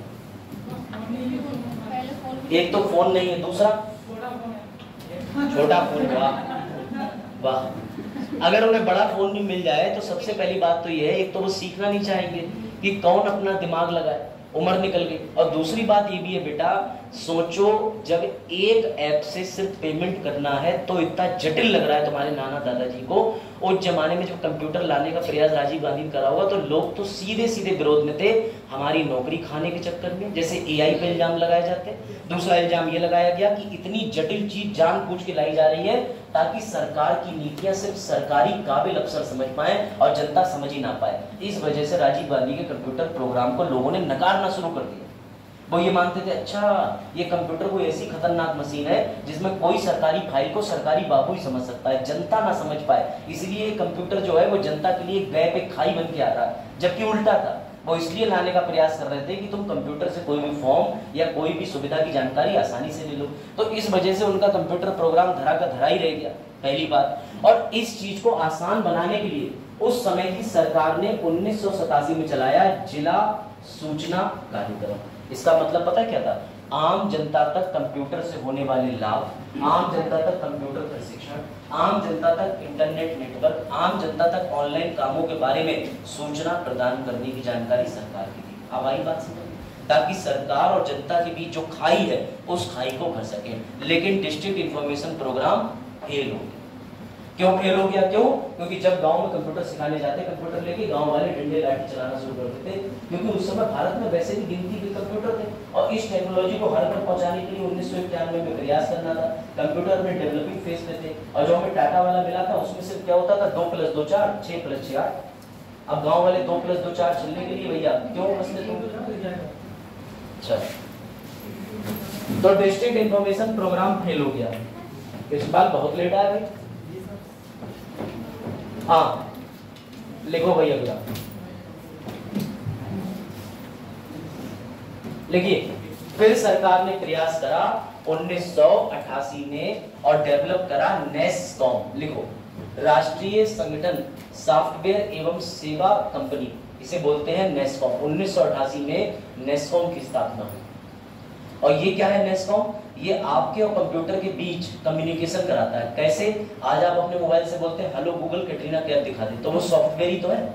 अगर आपके मोबाइल के अंदर जो सॉफ्टवेयर है वो जटिल हो कि पहले कैटरीना के बारे में सटीक जानकारी डालो, उसकी असल जन्मतिथि, असल वजन, असल लंबाई, तो हो गया सर्च करने का काम। इन चीजों पे कौन काम करता है? तो नेस्कॉम काम करता है कि आप किस तरीके से सूचना को आसानी से इंटरनेट से निकाल सकते हैं। ये हमने पहले बनाया 1988 में और 1990 में पहली बार हमने मिनिस्ट्री तैयार करके लगाई। याद रखिएगा, पहले हमने विभाग बनाया था इलेक्ट्रॉनिक डिपार्टमेंट, अब हमने क्या बनाया? IT ministry. कौन सी मिनिस्ट्री? IT ministry. क्यों बनाई? क्योंकि राजीव गांधी का प्रेशर था कि 1991 में कंप्यूटर हर घर तक लाना है, हर विभाग तक लाना है। इसके लिए एक मंत्रालय होना चाहिए जो प्रॉपर पॉलिसी बना के लोगों तक पहुंचे। लिखते चलिए, ये सब कंसेप्ट समझ पे निर्भर है बच्चे। अगर समझते चले जाओगे ई गवर्नेंस तो ज्यादा बेहतर रहेगा, है ना? तो नेस्कॉम क्या प्रदान करता है? सर सॉफ्टवेयर का बेहतर एक्सपीरियंस। सर भारत में आईटी मिनिस्टर है जिसके आज की डेट में मंत्री कौन है?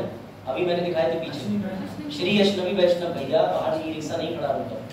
हाँ, तो अश्नवी वैष्णव जी तो मैंने जी बात लग रहा है। तो बेटा वो जो है भारत के आईटी मिनिस्टर है, ठीक है, इंफॉर्मेशन टेक्नोलॉजी मंत्री। हाँ, आर्टिकल 19 लिखते चलो, लिखो, ठीक है। अब कमाल की बात देखना, आईटी मंत्रालय तो बन गया, लेकिन 1999 10 साल के अंदर एक प्रॉब्लम आने लगी। बोले क्या?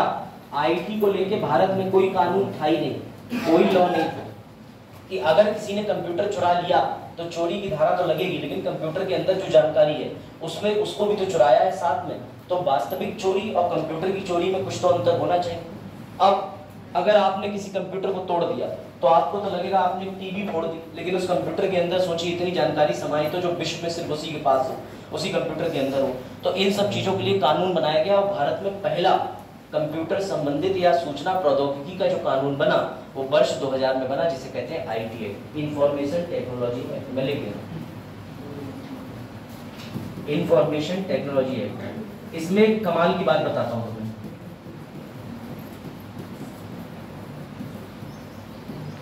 ठीक है।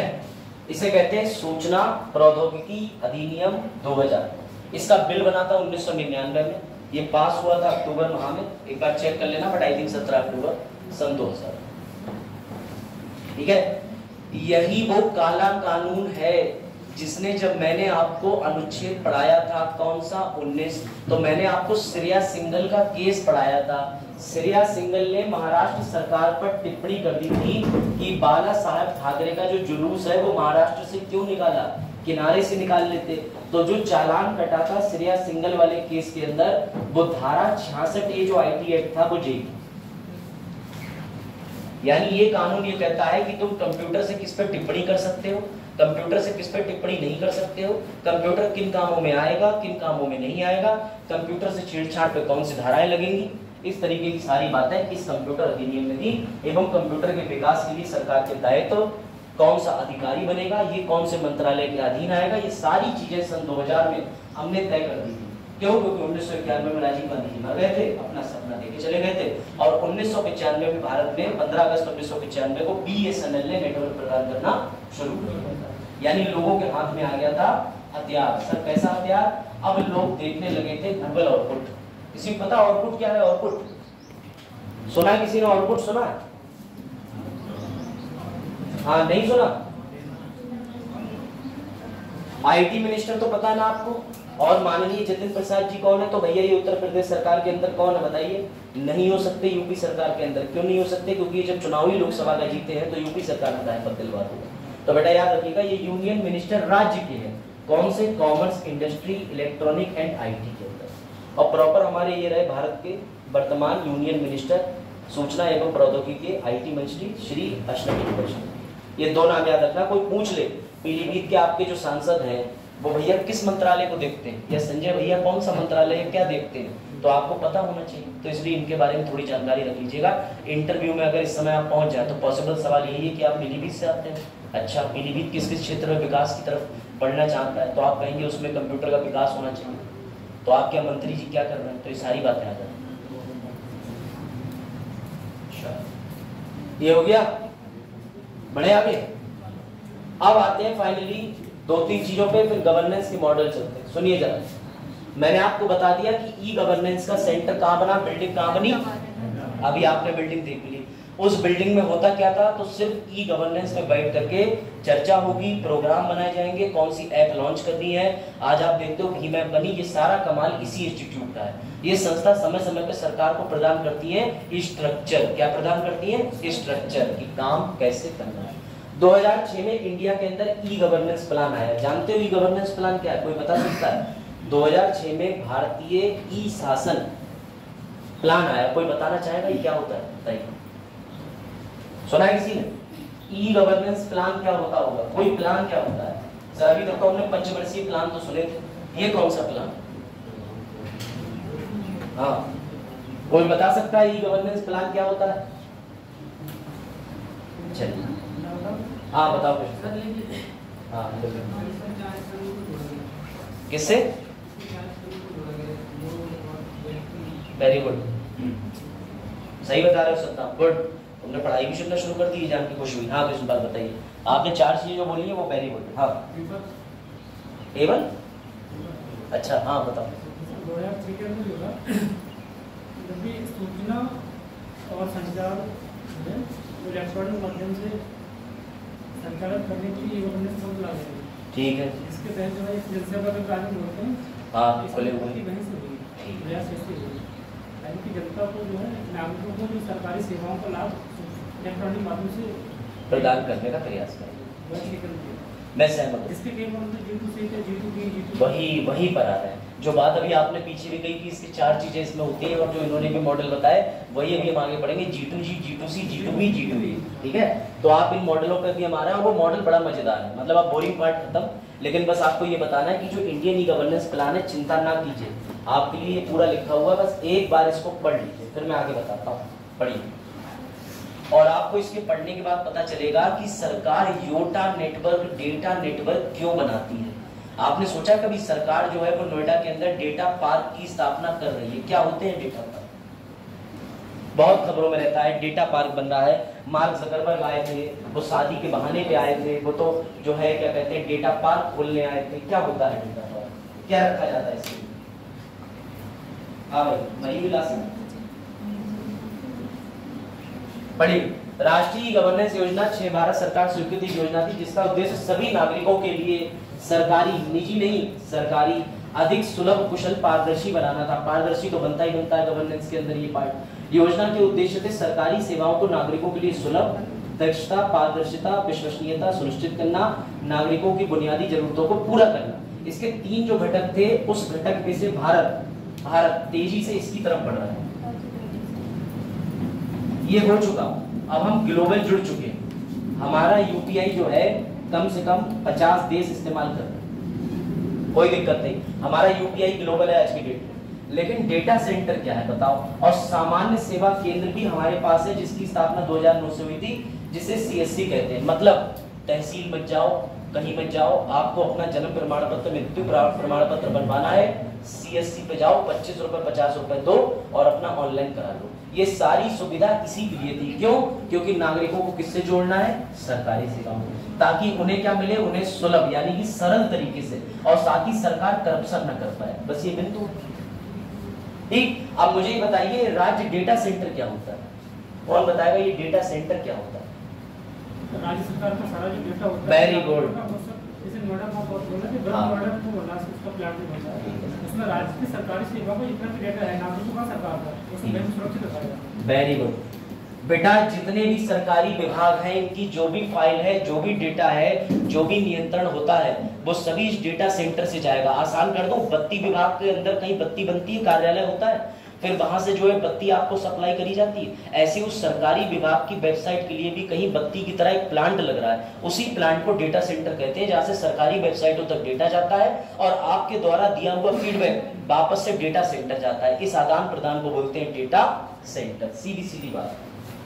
चलो अब आइए इंटरेस्टिंग चीज पे, अब गवर्नेंस के मॉडल पढ़ेंगे, वो भी ई गवर्नेंस के अंदर। ठीक, पहले इसके बारे में कुछ चीजें लिख लीजिए, क्या स्टेजेस होती हैं या क्या चरण होते हैं। तो सबसे पहले भारत में सिर्फ एक तरफा संचार हुआ करता था, वन वे कम्युनिकेशन। सरकार आई, वेबसाइट बनाई, टीवी पर दूरदर्शन पर कार्यक्रम आया, कार्यक्रम खत्म। इसे कहते हैं वन वे कम्युनिकेशन। यानी सिंपल, आप कोई सरकारी वेबसाइट खोल तो सकते थे, पढ़ सकते थे, लेकिन उसमें कोई सेवा जो है उसका लाभ नहीं ले पाते थे। कैसे? आवेदन भी नहीं कर सकते थे ऑनलाइन, ना तो कोई सेवा एक्सेस कर पाते थे। ये है भारत में ई गवर्नेंस के विकास का पहला चरण। फिर सरकार ने सोचा ऐसे तो मजा आएगा नहीं, क्योंकि ये डेमोक्रेसी का भाग है और डेमोक्रेसी के अंदर होता है to the people, by the people, for the people. तो इसे हमने क्या कर दिया? Two way communication. हिंदी में लिख दे रहा हूं।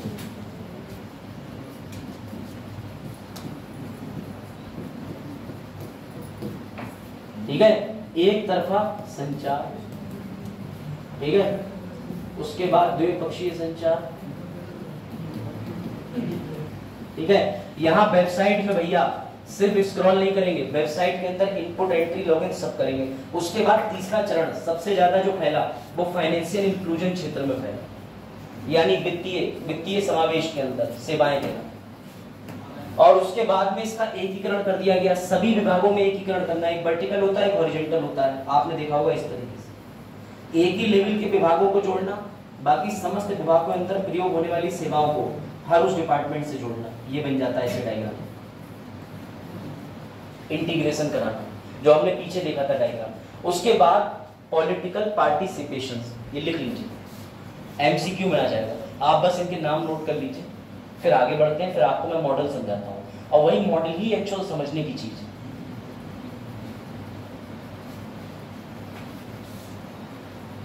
इसे कहते हैं स्टेजेस ऑफ ई गवर्नेंस। क्या क्या स्टेज होती है? तो 1 2 का 4 यानी फाइनेंशियल, उसके बाद इंटीग्रेशन, फिर लास्ट में पॉलिटिकल पार्टिसिपेशन होता है। अभी एक दो चीजें और, इसको नोट कर लो।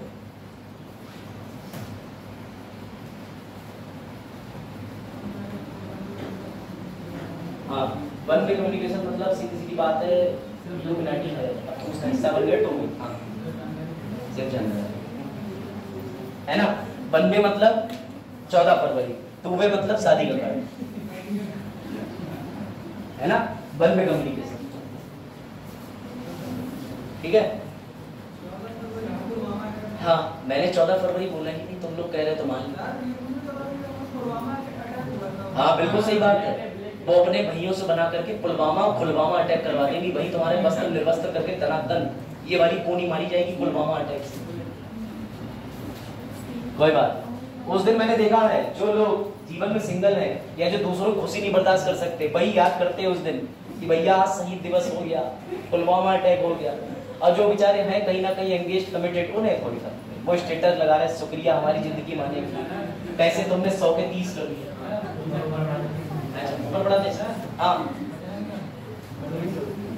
हाँ बजरंग दल से भी बढ़िया है चरण दल, पॉलिटिकल पार्टिसिपेशन।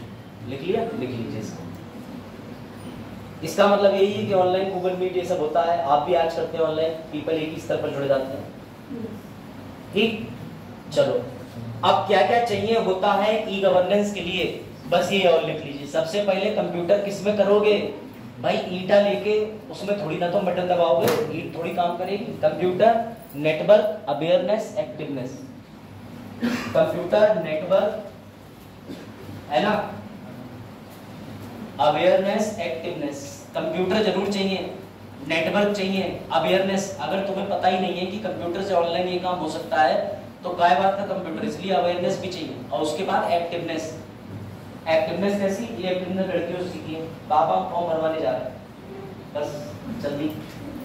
और लड़कों को कोई फर्क नहीं पड़ता, उनका फॉर्म गलत है, उपराम की जगह फुकाराम लिखा है, लेकिन तब भी गुस्सा। बोले इस कलर से पानी होगी, आ जाएगी, वरना कोई बात नहीं, दोस्त की आ गई तो दावत तो तब भी मिलेगी। लड़कों को कोई फर्क नहीं।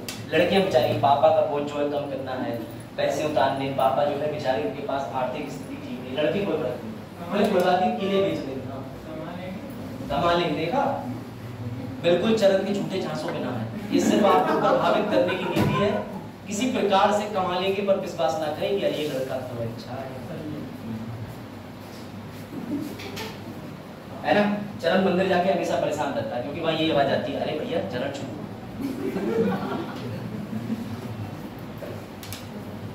ठीक है, चलो कंप्यूटर नेटवर्क अवेयरनेस एक्टिवनेस, बड़े आगे नोट कर लिया।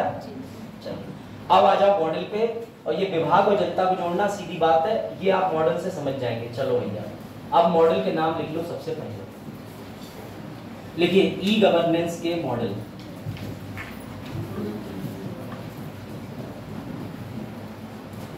ई गवर्नेंस के मॉडल, ठीक है। और देखो ज्यादा काबिल बनने की जरूरत नहीं है, मॉडल नहीं आता ऐसे लिखिए, कोई जरूरी नहीं कि ढांचा लिखो, प्रकार लिखो, नहीं आ रहा काम चल गया अपना। हिंदी तो चाहिए, यूपीएससी को हिंदी चाहिए तो हिंदी मिल गई। पहला लिखिए, सबसे पहला जो इसका होता है, बेसिकली इसमें आते 4 तरीके के, लेकिन 3 तरीके के। पहला होता है G2G, इसका मतलब क्या होता है, सरकार, हाँ very good, government to government. बेटा इसे हिंदी में कहेंगे सरकार से सरकार। इसमें राजड़ा का गाना याद आता है, तुम से तुम तक, सुना है किसी ने, तुम तक वही वाला गाना नहीं सुना चरण, बढ़िया तुमने नहीं सुना। अगला लिखिए G2C। अब ये G2C क्या है, तो भैया इसका मतलब गवर्नमेंट से नागरिक, सिटीजन सिटीजन सिटीजन नागरिक, ये तो लिखिए। अब इसमें नागरिक को क्या पहुंचाते हैं, तो मैं आपके लिए प्रैक्टिकल एग्जांपल लेके आया हूं, अभी 4-5 दिन पहले की करंट अफेयर में ये सब चीज घूमती है, डेली घूमती है, डेली खूब करंट अफेयर बनते हैं, लेकिन हम लोगों को पता ही नहीं होता ये मॉडल। लिखिए G2B, इसका मतलब B का मतलब व्यवसाय, बिजनेस। और एक मॉडल और है जो इग्नू की किताब में मुझे मिला, आप चाहें तो लिख लें, इसे कहते हैं G2E, इसका मतलब होता है एम्प्लॉय, यानी गवर्नमेंट टू कर्मचारी।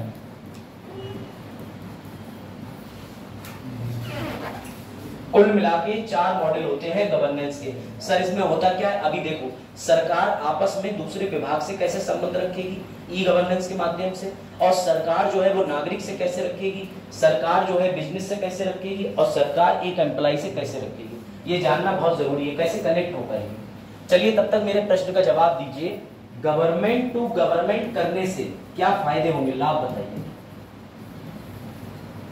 अगर एक सरकारी विभाग दूसरे सरकारी विभाग से ऑनलाइन जुड़ जाएगा, जो कि आज की डेट में जुड़ा है, तो इसके लाभ बताइए। क्या हो जाएगी, बेटर सर्विस, ठीक है, गुणवत्ता, और हो गया सेवाओं में गुणवत्ता आ जाएगी, मान लिया सेवाओं में गुणवत्ता आ जाएगी, और हाँ समय की बचत, ठीक है समय की बचत, और हाँ वेरी गुड, ट्रांसपेरेंसी आ जाएगी, पारदर्शिता, और जवाबदेही भी आ जाएगी, और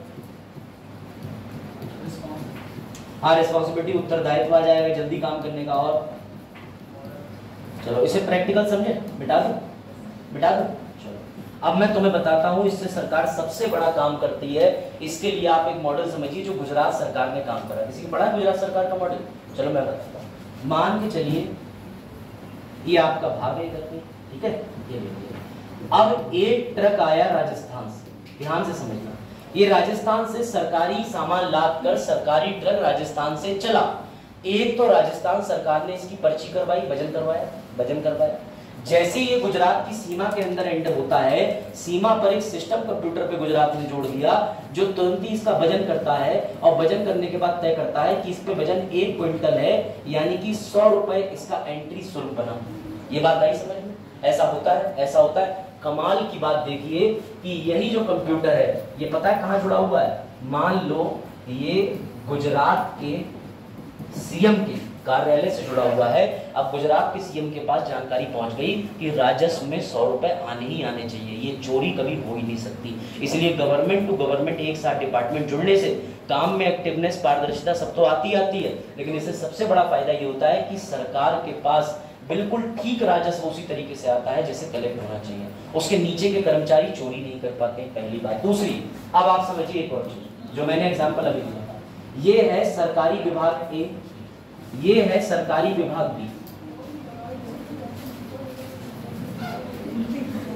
क्लास के अंदर बात करिए, आवाज आ रही है, आप लोग जाइए। चलो, ये है डिपार्टमेंट ए, ठीक है बेटा। डिस्टर्बेंस मजा नहीं आता ना, है ना, ये तो पता ही आपको, विज्ञान का नियम है, जहाँ बाधा पड़ेगी आप कैसे पढ़ाएंगे। तो बेटा सुनना, पहले ये सरकारी कार्यालय था, यहाँ पे ये बाबू बैठे हुए हैं, ठीक है, सर बाबू ही बनाते हैं, हाँ। अब इन बाबू को किसी फाइल पे हस्ताक्षर लेने, चरण इधर ध्यान देना, इधर, हाँ, बाबू का अर्थ जो तुम निकाल ले वो हमें पता है, चलो देखो, ठीक है, चलो बिहार, वहां सब बाबू, ठीक है, धर्मेंद्र तो नौकरी भी इसीलिए बिहार ही करना चाहते, चलो समझना बात को। अगर पहले इस कलेक्टर को इस दूसरे अधिकारी तक कोई फाइल पहुंचानी थी, तो बेटा लेके कौन जाएगा बीच में? लेके ही जाएगा, सरकारी कर्मचारी को जाएगा, लेकर के नहीं जाएगा। तो बेटा सबसे बड़ी बात ये है, ये भी हर महीने क्या लेगा, ठीक है, ये काम भी कितने बजे से कितने बजे तक करेगा? रास्ते में जाते हुए पान बीड़ी सिगरेट भी पिएगा, रास्ते में जाते हुए कोई महिला मिल गई इनकी दोस्त पुरानी, उनसे ही बताएगा और राजा ना डीएम ऑफिस काम कर रहा है, सारे काम करवा देंगे तुम्हारे सारे, समझ गए? तो बेटा इन सब चीजों की वजह से क्या हो रहा था, इन सब चीजों की वजह से सरकारी कार्य के निष्पादन करने में विलंब बहुत ज्यादा हो रहा था। ऊपर से सरकार के ऊपर एक और बर्डन पड़ रहा था इस कर्मचारी का, ऊपर से ये कर्मचारी सरकार की सारी नीतियों के कार्यवाहन के रूप में भ्रष्टाचार भी पैदा कर देता था। इधर चला मैं उधर चला, जाके कहा मैं किधर चला, समझ लो बात को। ये वाला गाना इन्हीं के लिए बना था। तो उसके बाद इन विभागों के ई गवर्नेंस से आसान सुनिए काम, इनका रोल खत्म। अब यहाँ पे कुछ नहीं, अब यहाँ पे एक बटन दबेगा कंप्यूटर पे, एक रिक्वेस्ट जाएगी यहाँ पे, एक बटन दबेगा यहाँ पे, एक रिक्वेस्ट वापस आ जाएगी यहाँ पे। कितना आसान काम हो चुका है। उल्टा सरकार इस अधिकारी पे प्रेशर डाल देगी कि तुमने इतनी देर से कंप्यूटर पे फाइल पेंडिंग है, ये काम क्यों नहीं करा, जबकि पहले ये किस पर डाल देता था, क्लियर। तो गवर्नमेंट से गवर्नमेंट विभाग जोड़ने से आपकी जो स्कॉलरशिप और आपकी जो सरकार रिजल्ट आउट कर पा रही है, जो आपकी इतनी सारी चीजें आसानी से हो पा रही है, जो आपकी पुलिस भर्ती 6 महीने में हो पा रही है, वो बिकॉज ऑफ कंप्यूटर है। वरना अगर क्लर्क के माध्यम से अधियाचन भेजे जाते, डाक तार चिट्ठी के माध्यम से भेजे जाएंगे, तो आपके 6 महीने की जगह 6 साल भी लग जाएंगे, क्योंकि कोई सरकारी कर्मचारी सिर्फ एक ही काम करने नहीं बैठा है ना, और भी काम। पहली चीज इसका सबसे बड़ा कारण ये है कि निवेश में बहुत ज्यादा तेजी आई है। निवेश में बिल्कुल तेजी आई है। विदेशी जो है बिजनेसमैन जो है इंडिया में इन्वेस्ट करें, इससे पहले कहता है उसको कई विभागों में परमिशन नहीं होती, 58 दिन लगते थे। 58 दिन लगते थे, जबकि 1 महीने के अंदर सब कुछ हो जाता है। हाँ, मैंने आप लोगों को स्टार्टिंग के लेक्चर बताया था कि भारत में किसी विभाग में अनुमति लेने में कितने दिन लगते हैं, 58। लेकिन न्यूजीलैंड, कनाडा, ऑस्ट्रेलिया में कितने घंटे लगते हैं, 24 से 48। जो कृष्णपाल बात कर रहे हैं वही मैं बता रहा हूँ कि ये क्यों होता है, क्योंकि सबसे बड़ी बात है एक दूसरे से विभाग जुड़े हुए नहीं है। लेकिन अब जो कृष्णपाल ने रिपीट की वो बात बिल्कुल ठीक है, वही हमारी बात निकल के आई कि इस कारण ई गवर्नेंस बहुत ज्यादा प्रभावित करता है। लो भैया इसके फायदे लिख लो। पहला, सेवाओं की तीव्र आपूर्ति एवं निश्चित आपूर्ति, ये पॉइंट नोट कर लीजिए, फिर दूसरे मॉडल की तरफ बढ़े। आंतरिक क्षमता मजबूत करता है, डीएम फाइल डिले नहीं, अब सीधे सूचना प्रौद्योगिकी द्वारा तीव्रता से। लिख लीजिए, आपको पता सब होगा लेकिन कभी कभी शब्द नहीं मिलते, ऐसे शब्दों के असली चयन के लिए मुझे नोट्स बनाने पड़ते हैं। और जो बात अभी आप लोगों ने बोली, आप ही लोगों में से आई, किसी ने बोली कि राजस्व की बचत होगी एवं लागत कम करने हेतु, तो पूरा पैसा बचेगा। उस जो कर्मचारी को पैसा दिया जा रहा था वो पैसा राष्ट्र के निर्माण में लगेगा। पुलिया बनेगी जो बिहार में गिर जाएगी, मतलब ऐसा कुछ हो जाता है। हाँ, क्या हो जाएगा?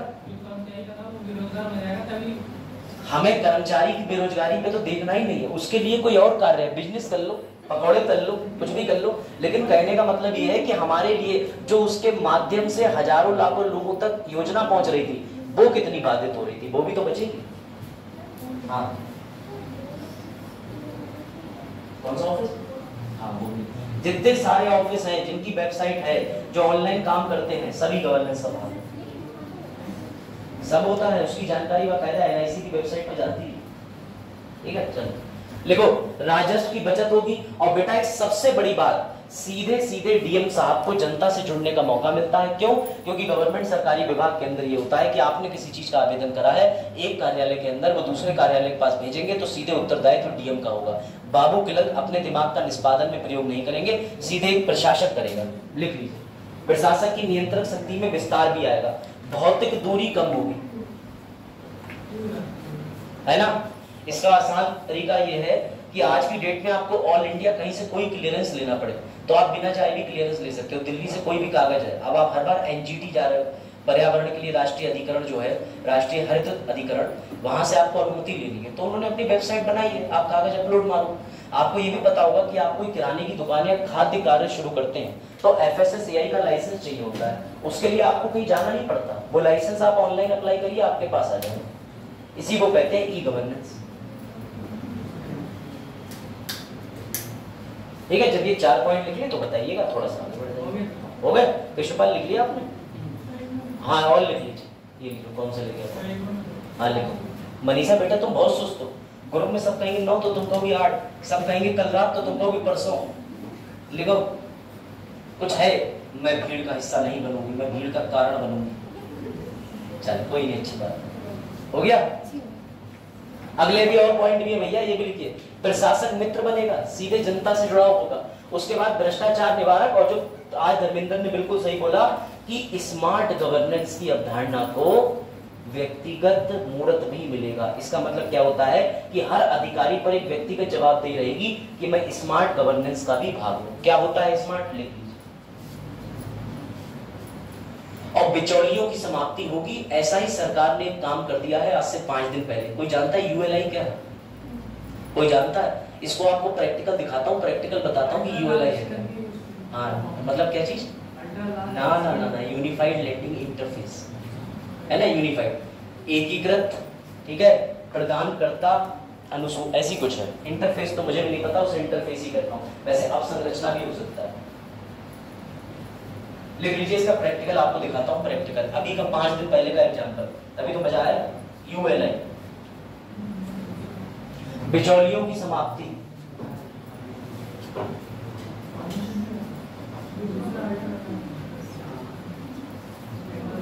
हाँ भाई, लिखा बिचौलियों की समाप्ति।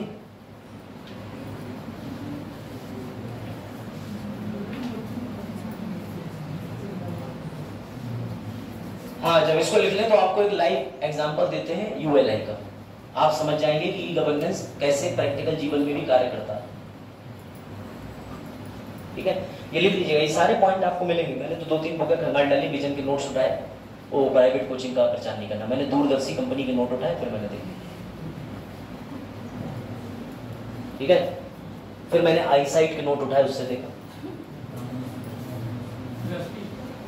हाँ, मतलब इसे आप हिंदी में दृष्टि कह सकते है ना। अब मैं सोच रहा हूं कि बस अब मैं फोरम भरूंगा।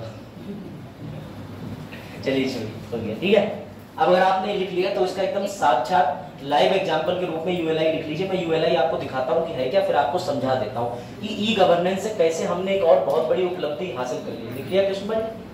लिख लो, अब बता, पलक लिखो, लिख लो बेटा मनीषा। आपके इधर बच्चे आपके लिख रहे हैं, नोट्स बन रहे हैं बराबर। झोला से डेली आते हो आप? इतना किराया फूक के ट्रेन से आते हो? ट्रेन पैसा नहीं लेती, अच्छा टिकट ही नहीं लेते। जब TT आता है कहते हैं आज आज माफ कर दो, कल फिर फिर हमने TT इसका वो देखो पेड़ दिख रहा है, तब पी, अब TT जन्नत में नसीब होगी। चलो ठीक है, बढ़े आगे, है ना। चलो देखना भैया आराम से। आप सुनिए, ULI ये रहा, पता है आपको ये क्या है? मैं आपको आसान कर देता हूँ, आसान कर देता हूँ। आप सुनिए ध्यान से, ये है चरण।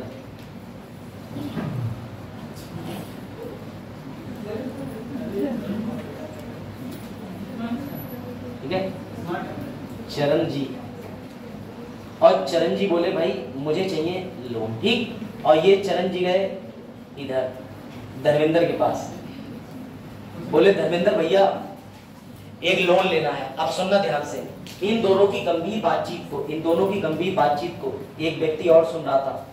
ठीक है, अस्मित। ठीक है, इन दोनों की गंभीर बातचीत को एक व्यक्ति और सुन रहा था जिसका नाम था अस्मित। तो भाई चरण गए और चरण ने कहा तुम्हें पता है कल मैं अभिषेक सर के माध्यम से लोन निकलवाने जा रहा था, लूट रहे हैं, 25% पैसा मांग रहे थे, कमीशन कमीशन। बोले अगर तुम्हें 1 लाख रुपए का लोन निकलवाना है तो मैं वकील हूँ, सस्ते में निकलवा दूंगा, सिर्फ 25,000 रुपए पे। बोले यार जरूरत 1 लाख की है, 25,000 अभिषेक सर ले जाएंगे। अब अस्मित ये बात सुन रहा था और अस्मित करंट अफेयर में बड़ा अपडेट रहता है। अस्मित बोला कि बिल्कुल नहीं, बिल्कुल जरूरत नहीं है तुम्हें अभिषेक सर की क्लास, मतलब अभिषेक सर की ड्राइव लेने की, ठीक है, बिल्कुल जरूरत नहीं है तुम्हें। ठीक, तुम क्या करना, तुम एक काम करो, मैं तुम्हें एक नई चीज से मिलवाता हूं, इसका नाम है ULI, UPI नहीं, ULI। अब सुनो ध्यान से, जिस तरीके से शिवानी हो गई, यशु हो गई, मनीषा हो गई ऑनलाइन फ्लिपकार्ट पे शॉपिंग करते हैं, अब ऐसे ही इतना आसान हो गया है कि तुम बस अपना पैन कार्ड और आधार कार्ड इस ऐप पर डालो, इस ऐप पर एक इंटरफेस खुल के आ जाएगा। क्या है, उस प्लेटफॉर्म के जरिए आप सीधे सीधे स्क्रॉल कर सकते हो कौन सी बैंक मुझे सबसे कम ब्याज पे पैसा दे रही है और मेरे मतलब का कौन सी बैंक धनराशि दे रही है। इसमें अभी कोई लिमिट नहीं है, ये MSME सेक्टर के लिए रखा गया है, वही लघु मध्यम उद्योगों के लिए। इसके तहत आप क्या कर सकते हैं, बिना बैंक जाए, बिना किसी बिचौलिया से संपर्क करे, यहीं से बैंक में आवेदन करके फाइनली अपना अमाउंट किसी बैंक में ट्रांसफर करवा सकते हैं, वरना आप चाहें तो बैंक में जाकर के भी उस चीज की प्रमाणिक पुष्टि धारण कर सकते हैं। ये सबसे जबरदस्त चीज है। क्यों हो गई, क्योंकि बिचौलिया पूरा बैंकिंग सिस्टम बेकार कर रहे थे। वो क्या कर रहे थे, लोन लेने जाओ, वो कहते थे हमारी कमीशन हमें मैनेजर को देना, फलाने को देना, सरकार बोली आज के बाद तुम्हारा काम ही खत्म। अब हम लेके आ गए यूनिफाइड लैंडिंग इंटरफेस, सीधे एक ऐप मोबाइल में डालो, उस ऐप पे पंजीकृत हो, सही जानकारी डालो, अपने लोन की छटनी करो, जैसे फ्लिपकार्ट पे कौन सा जूता बढ़िया, कौन से कपड़े बढ़िया, और जाके टिक कर दो और मुबारक हो, लोन ले लो। साथ ही एक और चीज, अगर आपसे धोखे से कोई बटन दब गया और आपको वो लोन नहीं लेना, तो 24 से 48 घंटे में वेरिफिकेशन के लिए आपके पास फोन आएगा और एक मैसेज भी आएगा। अगर आपने उसको वेरीफाई करा तब आपका लोन स्वीकृत होगा। तो पहली प्राइमरी गलती भी इसमें माफ कर दी। पता चले आपने अपने बेटे को फोन दे दिया, वो कह रहा है पापा ये भी, बस बन गए करोड़पति। अब पता चला तुम पे कर्जा भी तो हो रहा है, लोन वापस भी तो करना है। तो इन्होंने 24 और 48 घंटे का जो समय दिया है, लेकिन ये पूरा गवर्नेंस का मॉडल है। सरकारी सेवाओं को किस पे ले आए, ऑनलाइन मामले में। विभाग से विभाग को जोड़ दिया सरकार ने, फाइनेंस विभाग, RBI और जो भी बैंक हैं सबको एक जगह जोड़ दिया। कार्य त्वरित हो गया, क्लर्क का काम खत्म हो गया, राजस्व की पूर्ति हो गई, बिचौलियों का रोल खत्म हो गया। और वैसे भी बिचौलिया कोई गवर्नमेंट पद नहीं होता था, ये हमारी आपकी तरह एक निजी व्यक्ति होता था जो बैंकों में जाकर के सेटिंग कर लेता था कि मैं लोन करवाऊंगा, बदले में मुझे भी कुछ चाहिए। तो इसका पूरा पद समाप्त कर दिया। क्या गजब दिमाग लगाया। ऐसा क्यों संभव हो पाया, क्योंकि 1 जुलाई 2015 को डिजिटल इंडिया की नींव रखी गई और अब भारत डिजिटल इंडिया हो गया है। और ई गवर्नेंस का इससे अच्छा एग्जांपल वर्तमान में आपके लिए कोई संस्था नहीं देगी, और मेंस के उत्तर, प्रीलिम्स के उत्तर में इससे बढ़िया कोई आंसर नहीं मिलेगा। कौन सा आंसर है, ULI, नाम लिख लो अंग्रेजी में, यूनिफाइड लैंडिंग इंटरफेस। ठीक है बेटा, नाम लिख लो। ये अभी करंट का है, देखो 3 सितंबर की बात है, ये न्यूज आ रही है। और न्यूज भी देख रहे हैं कौन लिख रहा है, हाँ मैंने देखा मिश्रा लोग बहुत कम होते हैं, बहुत मुश्किल होता है। आज पुस्तकेगा है भाई ऐसे जाए, चलो कोई बात, हाँ चलो फिलहाल जोक्स अपार्ट, बाकी चीजें कभी तुम लोग माइंड मत करना, चलते फिरते जो करता है तुम्हारी उम्र में और तुमसे 6-7 साल छोटे हो। हस्बैंड कहना है सर आप छोटे हो हमसे, तो फिर हमारी उम्र कितनी होती के लिए। चलो ये बात आई समझ में, करंट अफेयर का टॉपिक हुआ पूरा ULI। चलो ठीक बेटा, ULI के बारे में विस्तार से और पढ़ना घर जाके। लो सरकार के 4 मॉडल लिख लिए, अब दूसरे मॉडल पे आ जाए। अब पहले एक चीज लिख लो, कुछ प्रोजेक्ट देख लो। आपने ये देखा खसरा खतौनी ऑनलाइन होती, खसरा खतौनी क्यों करी? अच्छा सरकार ने खसरा खतौनी ऑनलाइन, ये बताओ क्यों करती सरकार ने खसरा खतौनी पंजीकृत ऑनलाइन क्यों शिफ्ट करी? आज मुझे ये बताओ, मान जाऊंगा। सबके घर किसान भाई होगी, सब अमीर हैं जितने बैठे, बेमतलब में योजना का क्रियान्वयन दिल्ली कर रहे हैं।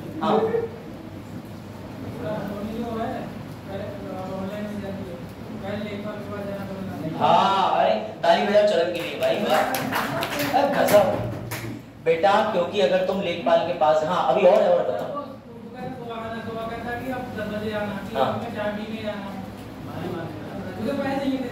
सी उसे पैसे चाहिए तो चरण बोले हटा सकते, उसे पैसे चाहिए तो सीधी बात पैसे चाहिए। लेखपाल सी बात इतनी बुरी इमेज लेखपालों की है। तो बेटा ऐसे जो भूमि, देखो इसमें सीधी बात समझिए, इसमें क्या होता है कि प्रमाणिकता देने के लिए 50 जगह सर्टिफिकेशन लगता है। तहसील जाओ, कागज निकलवाओ, नकल सवाल लगवाओ, लेखपाल पकड़ में नहीं आ रहा, लेखपाल नहीं मिल रहा है, फलाना ढिमाका।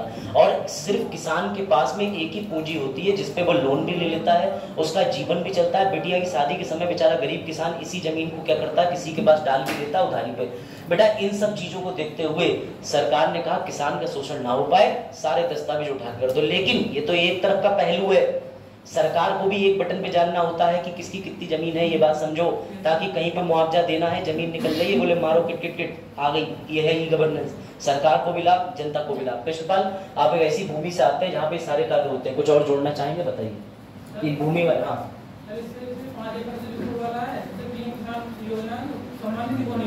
अरे भाई क्या चरण, क्या बात, चरण के लिए आपने प्लान बनती है।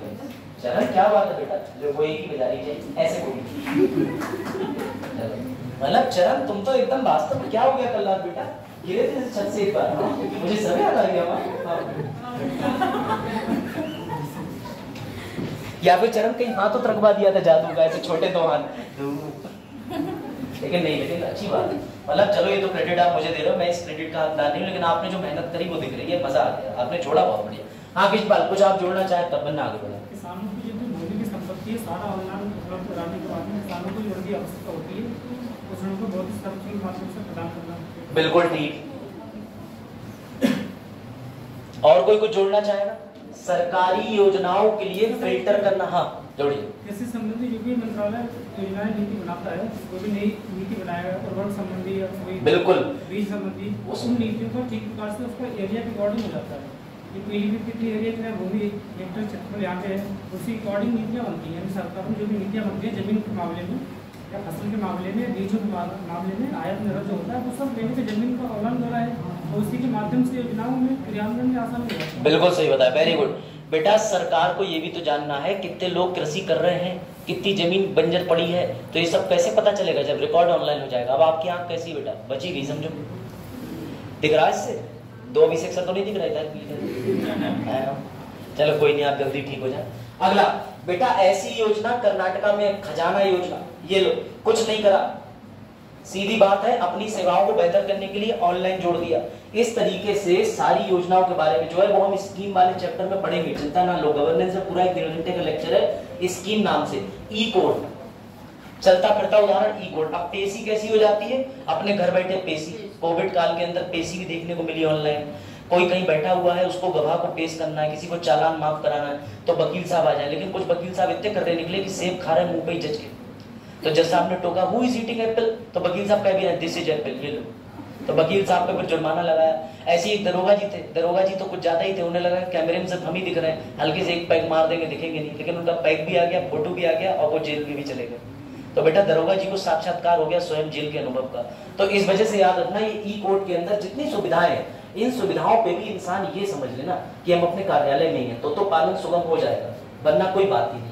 अब सरकारी से सरकारी विभाग जुड़ने के फायदे आप लिख चुके हो, बस एक बार पढ़ लो, मैं इतना चाहता हूं ताकि आगे बढ़ो। नो मिडिल मैन, पैसा बचा, राष्ट्र निर्माण, जन कल्याण, कार्य निष्पादन बढ़ जाएगा, क्षमता एवं उत्पादकता में वृद्धि होगी, और कार्य निष्पादन क्षमता दोनों की बढ़ेगी। चलो अब आगे बढ़ते हैं थोड़ा तेजी से। गुजरात मॉडल समझ लिया, गुजरात में, और ये समझ गया आंध्र प्रदेश के अंदर स्मार्ट सरकार का मॉडल है, जो स्मार्ट की परिभाषा पीछे दी थी देवेंद्र राजपूत ने। अगला आ जाओ, गवर्नमेंट टू सिटीजन लिखिए।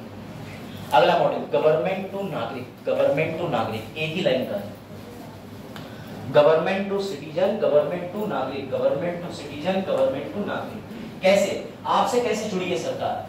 बेटा मोदी जी योगी जी ऐसे ही 8 लाख रुपया नहीं दे रहे हैं, मोदी जी योगी जी ऐसे ही अपनी रील और वीडियो नहीं बना के डालते हैं। गवर्नेंस का मॉडल कह रहा है जनता से जुड़ो, और जब मोदी जी खुद जनता से जुड़ जाएंगे तो बीच में कितने बिचौलिया फिल्टर कर देंगे। आपसे सीधे पूछ रहे हैं मित्रों, बताइए पीएम जन कल्याण योजना के तहत आपको खाता चाहिए कितने रुपए वाला? 0 वाला। बोले ठीक है आवंटित करो, क्योंकि इस समय सरकार क्या कर रही है, गवर्नेंस को बेहतर बनाने के लिए एक मॉडल का प्रयोग कर रही है जिसका नाम है गवर्नमेंट टू सिटीजन। सरकार सीधे जोड़ रही है। सर इस मॉडल में क्या होता है, आइए देखते हैं क्या होता है। इसमें बेटा जो सरकार और जो प्रशासक होती है वो नागरिक मित्र बन जाती है जनता से जुड़ के, और बदले में उसे जनता का क्या मिलता है, सहयोग। अगर मोदी जी ऑनलाइन नहीं आते, आपको पता है मनमोहन सिंह जी ने भी बहुत सारे काम करे, मोदी जी से पूर्व भी प्रधानमंत्रियों ने बहुत काम करे, लेकिन ये इतने हाईलाइटेड क्यों रहते हैं? इसीलिए क्योंकि जनता से सीधे जुड़े हुए, इनका यूट्यूब चैनल है, शॉर्ट वीडियोस आती हैं, व्हाट्सएप मैसेज आते हैं। आपने देखा होगा आपके मोबाइल पे कभी कभी मैसेज भी आ जाता है कि मैं मोदी जी आज 8 बजे आने वाला हूँ मन की बात करने, कृपया सब लोग उस समय पर उपस्थित हो। तो ये क्या है, जनता से जुड़ने का तरीका। और सरकारें इसे क्रिटिसाइज करती है कि मोदी जी ने विज्ञापन कर दिया, प्रचार कर दिया, वो तो करेंगे ना, क्यों करेंगे, गवर्नेंस का पार्ट है, सीधे जनता से जुड़ना, जनता की भागीदारी सीधी चाहिए। हाँ परमानेंट आता है, टैबलेट और मोबाइल में मोदी जी परमानेंट बने होते हैं, तो योगी जी भी होते हैं, क्यों, ताकि जीवन भर याद रहे। जनता से जुड़ गए, किसने तो, मोदी जी, योगी जी। भाई सबसे सीधी बात तो यही है कि आज की डेट में आपको मोदी जी याद है बीजेपी में, बाकी 72 मंत्रियों ने शपथ लिए, 2-4 मंत्री छोड़ के किसी का नाम नहीं पता होंगे। मंत्री का जबकि काम होता है, कृषि मंत्री का कृषि को बेहतर बनाना, रक्षा मंत्री को रक्षा, लेकिन ना सब मोदी, क्यों, क्योंकि वो होते हैं प्रधानमंत्री, सभी मंत्रियों के सबसे ऊपर प्रधान। सही है, चलो अब इसके अंदर समझना इसके फायदे क्या होते हैं, समझिए।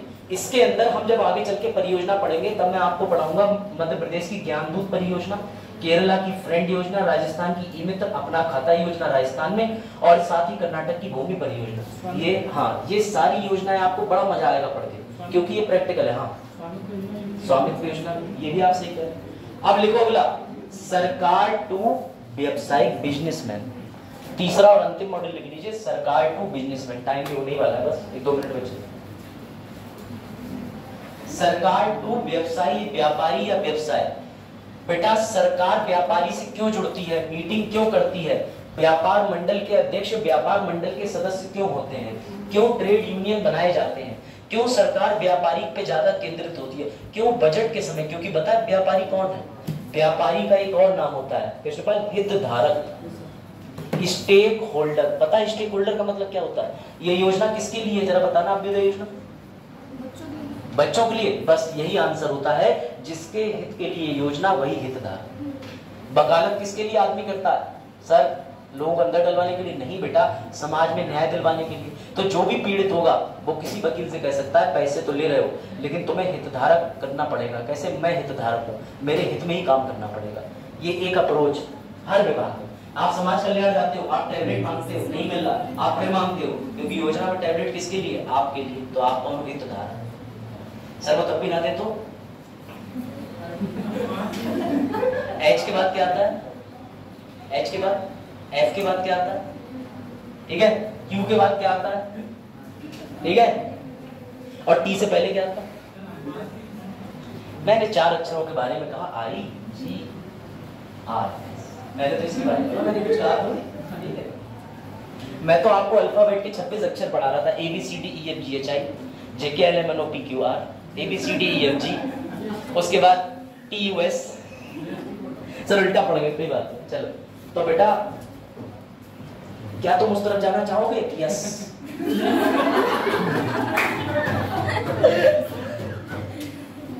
ये था ना लाइव शो। चलो अगला, सरकार व्यापारी से क्यों जुड़ता है, टैक्स चोरी से। फोन पहले आया था, होम मौसी, चलो कोई बात। हाँ बेटा लिखिए, सरकार व्यापारी से क्यों जुड़ता है, ताकि व्यापारी को सीधे पूछे बताओ क्या चाहिए, व्यापारी कहेगा हमको चाहिए बहुत पैसा, बोले सेटअप देश के विकास में पहले काम करो बाद में पैसा। तो अब तुम अंबानी अडानी जी पे आरोप लगाना बंद कर दो, मोदी जी जुड़ेंगे, क्यों, ताकि टैक्स की चोरी ना करें। बेटा अंबानी जी को रोकने का बहुत जरूरी है, अगर वो पाकिस्तान चले जाए तो पाकिस्तान की अर्थव्यवस्था जो है बदल जाएगी। जितने पाकिस्तान के सब मिला के अर्थव्यवस्था के बारे में सोच नहीं सकते, उतना तो वो गिरा देते हैं डेली, ऐसे बैठ से उठते बैठे, समझ रहे। तो ऐसे व्यक्ति को अपने देश में रोकने के लिए सरकार को उस व्यक्ति के लिए बेहतर सुविधाएं देनी पड़ेंगी, जुड़ना पड़ेगा। मैं तो बिल्कुल जुड़ता, मेरी सरकार होती। तो बेटा व्यवसाय को सुगम और लाल फीताशाही में कमी लाना। क्यों, अभी जो बात हुई थी कि आपको अपनी फैक्ट्री की परमिशन चाहिए, लेकिन डीएम साहब कह रहे हैं कि मैं फीता तभी काटूंगा जब मेरे घर पे भी फीता कटवाओगे। बोले वो कैसे, गांधी जी हमारे भी दोस्त है तुम्हारे। और ये लाल फीताशाही जो है बेटा यही जन्म देती है एक अलग ही चीज को, जिसे कहते हैं व्हाइट कॉलर क्राइम। किसी ने सुना वाइट कॉलर क्राइम का मतलब होता है कि जिनके कॉलर सफेद होते हैं। नहीं सर, वो सब से थोड़ी लेते। कहने का मतलब ये है कि जो एलाइड क्लास होती है, अभी जाते वर्ग, यानी कि जो ऑफिस के अंदर गेजेटेड अधिकारी बैठा है टॉप पे, जब वो भ्रष्टाचार करे तो उसे वाइट कॉलर क्राइम कहते हैं। कि इसकी तो जिम्मेदारी थी, इसने सफेद क्राइम कर दिया, यानी कि जो इसके हक में है उसका दुरुपयोग कर दिया, है ना। तो बेटा याद रखना व्यवसायी से जुड़ने के लिए। बाकी खैर ये देखो, सरकार ने व्यापारी से जुड़ने का सीधा फैसला निकाला है, ई टैक्स फाइलिंग। सरकार डेट बढ़ाती रहती है, हम टालते रहते हैं। फिर सरकार जुर्माना लगाती है तो भी हम टालते हैं। फिर सरकार हमें जेल भेजने की धमकी देती है, हम तो भी टालते हैं। और फिर एक दिन सरकार ज्यादा धमकी देती है तो हम एक विमान पे बैठते हैं और उड़ जाते हैं। मैं किसी नीरव की बात नहीं कर रहा, ठीक है, मैं किसी नीरव की बात नहीं कर रहा, मैं किसी माल्या की बात नहीं कर रहा। चलो तो बेटा सबसे प्यारा प्रश्न तो आज का ये है, इस प्रश्न की एक बार बता दीजिए। और रुक जाइए, मैं एक प्रश्न आपके लिए बड़ा अच्छा लेके आया हूँ। स्टेक होल्डर इधर हटो, नोट सारे जो मैंने बोला है वो सब लिखा है, तो टेंशन नॉट।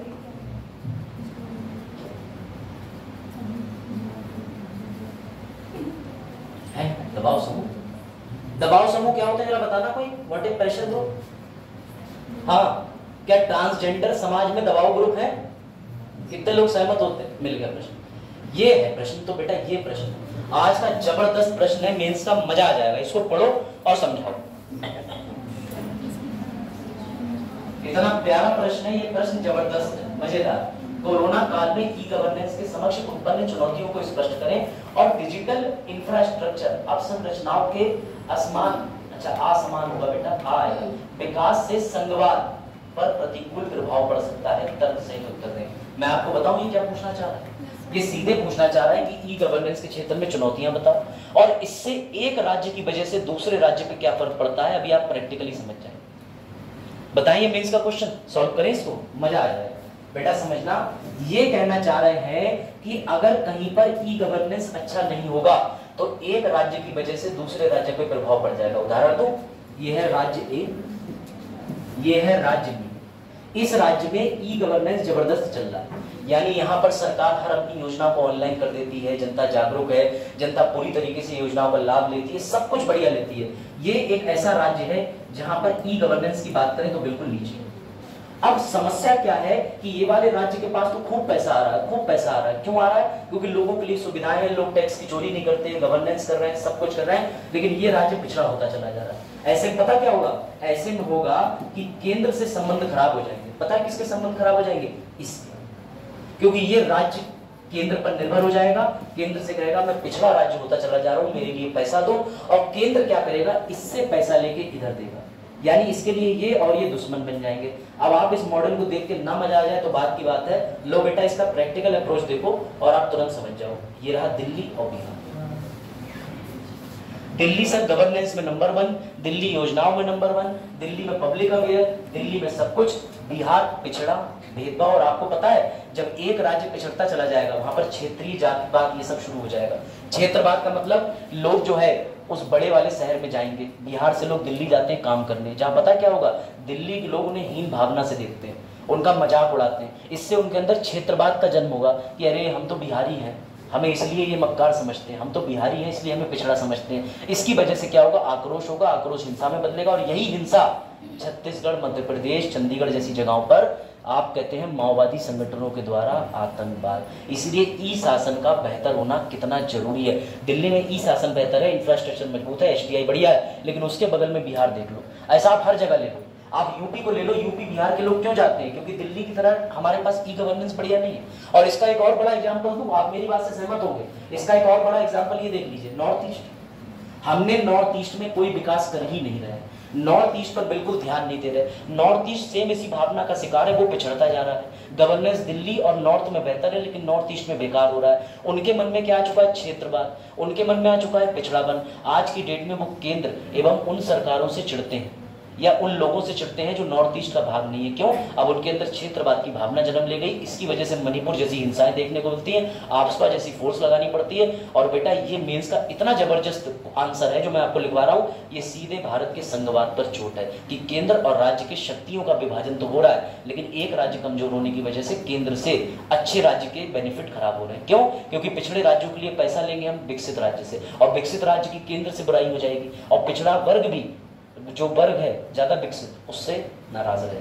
ठीक है, ये बात समझिएगा। तो इस आंसर को आप ऐसे लिख सकते हैं, मेरी बात समझिएगा। इस आंसर का मतलब ये है, सबसे पहले आप बताएंगे कि ई गवर्नेंस के लाभ, ई गवर्नेंस के अंदर चुनौतियां बताएंगे, दो देशों का, दो प्रांतों का, दो राज्यों का उदाहरण देंगे, उन उदाहरण में आने वाली समस्याएं बताएंगे, तर्क के सहित बताएंगे। तर्क का मतलब होता है जब आप अपनी बात को लिख के प्रैक्टिकली कहीं प्रूव कर दो, इसे कहते हैं तर्क देना। आप समझ गए सर? उदाहरण दिल्ली, उदाहरण मुंबई बिहार, उदाहरण मुंबई यूपी। सर यूपी बिल्कुल पिछड़ा हुआ है गवर्नेंस की कमी के कारण। लोग क्या करेंगे, बड़े शहरों में काम करने जाएंगे, बड़े शहर के लोग हीन भावना से देखेंगे, छोटे शहर में क्षेत्रवाद डेवलप होगा, जातिवाद डेवलप होगा, छोटे शहर के लोग अपने को पिछड़ा मानेंगे। इसके लिए पिछड़ा राज्य केंद्र सरकार से पैसा मांगेगा, सरकार दिल्ली बम्बई जैसे बड़े शहरों का पैसा देगी। इसकी वजह से सरकार के दो लोग बुरे हो जाएंगे, पिछड़ा हुआ और जो विकसित है। इसकी वजह से केंद्र और राज्य में टकरार देखने को मिलेगी, और यही टकरार जो है वो सीधे संघवाद पर इसका प्रभाव नकारात्मक देखने को मिलता है। ये होता है मेंस का आंसर लिखने का तरीका। बताओ कृष्णपाल, आपको इस मेंस के आंसर में सहमत ना हो या कोई तर्क हो? है सही? चलो भाई, और कोई आप समझ गए? ये उत्तर लेखन आप एक बार मेरे कहने पे प्लीज कल लिख के ले आइएगा घर से, मैं स्लाइड भी शेयर कर दूंगा, उत्तर प्रश्न नोट कर लो बस एक बार। और आप इसको और बेहतर सोचना, जबरदस्त प्रश्न है। ई गवर्नेंस से सोचिए देश की व्यवस्था, ई गवर्नेंस के कारण संघवाद पर चोट, क्या जबरदस्त पार्ट है। इसीलिए तो इसे पॉलिटी के पेपर में रखा गया। Polity, constitution, governance, social justice, IR, ये सब GS2 का भाग। आप समझ रहे हैं?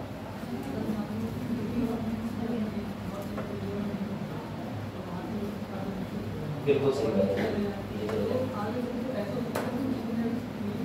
बिल्कुल हो सकता है।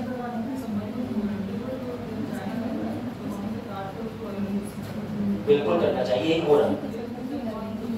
सिंहवाद में सबसे बड़ी, देखो तेज ने बिल्कुल सही बात करी कि जो चिकन नेक का हिस्सा है, चिकन नेक का हिस्सा आप ये समझ लीजिए, ये हिस्सा, ठीक है, ये चिकन नेक है।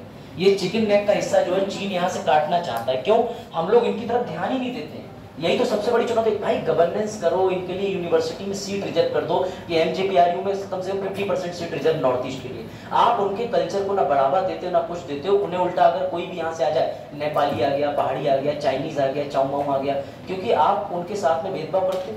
और जब भेदभाव करते हो तो इससे क्या होगा, उनके अंदर क्षेत्रवाद की भावना बढ़ती है कि मैं अपने क्षेत्र में घुस हूँ, आओ मेरे क्षेत्र बताऊंगा तुम्हें। वो कभी नॉर्थ के आदमी को पसंद करेंगे? तुम क्यों नहीं? तुम क्या कहते हो, अगर तुम्हारे गांव में कोई शहर का आदमी आ जाए, ओवर स्मार्ट आ गए, हरे रंग की पैंट, नीले रंग की शर्ट पहने, तो यही बात वो भी कहते हैं। गांव का आदमी से ओवर स्मार्ट कहता है, वो इसे क्षेत्रवाद कहते हैं। कितना अंतर है। तो ये जबरदस्त तरीका है। मैं गवर्नेंस के सारे मेंस के क्वेश्चन 25 से 30 कम से कम गत 5 वर्षों के आपको यही सॉल्व कराऊंगा ऐसे, और मजा आएगा आपको, आपको लिखना आ जाएगा।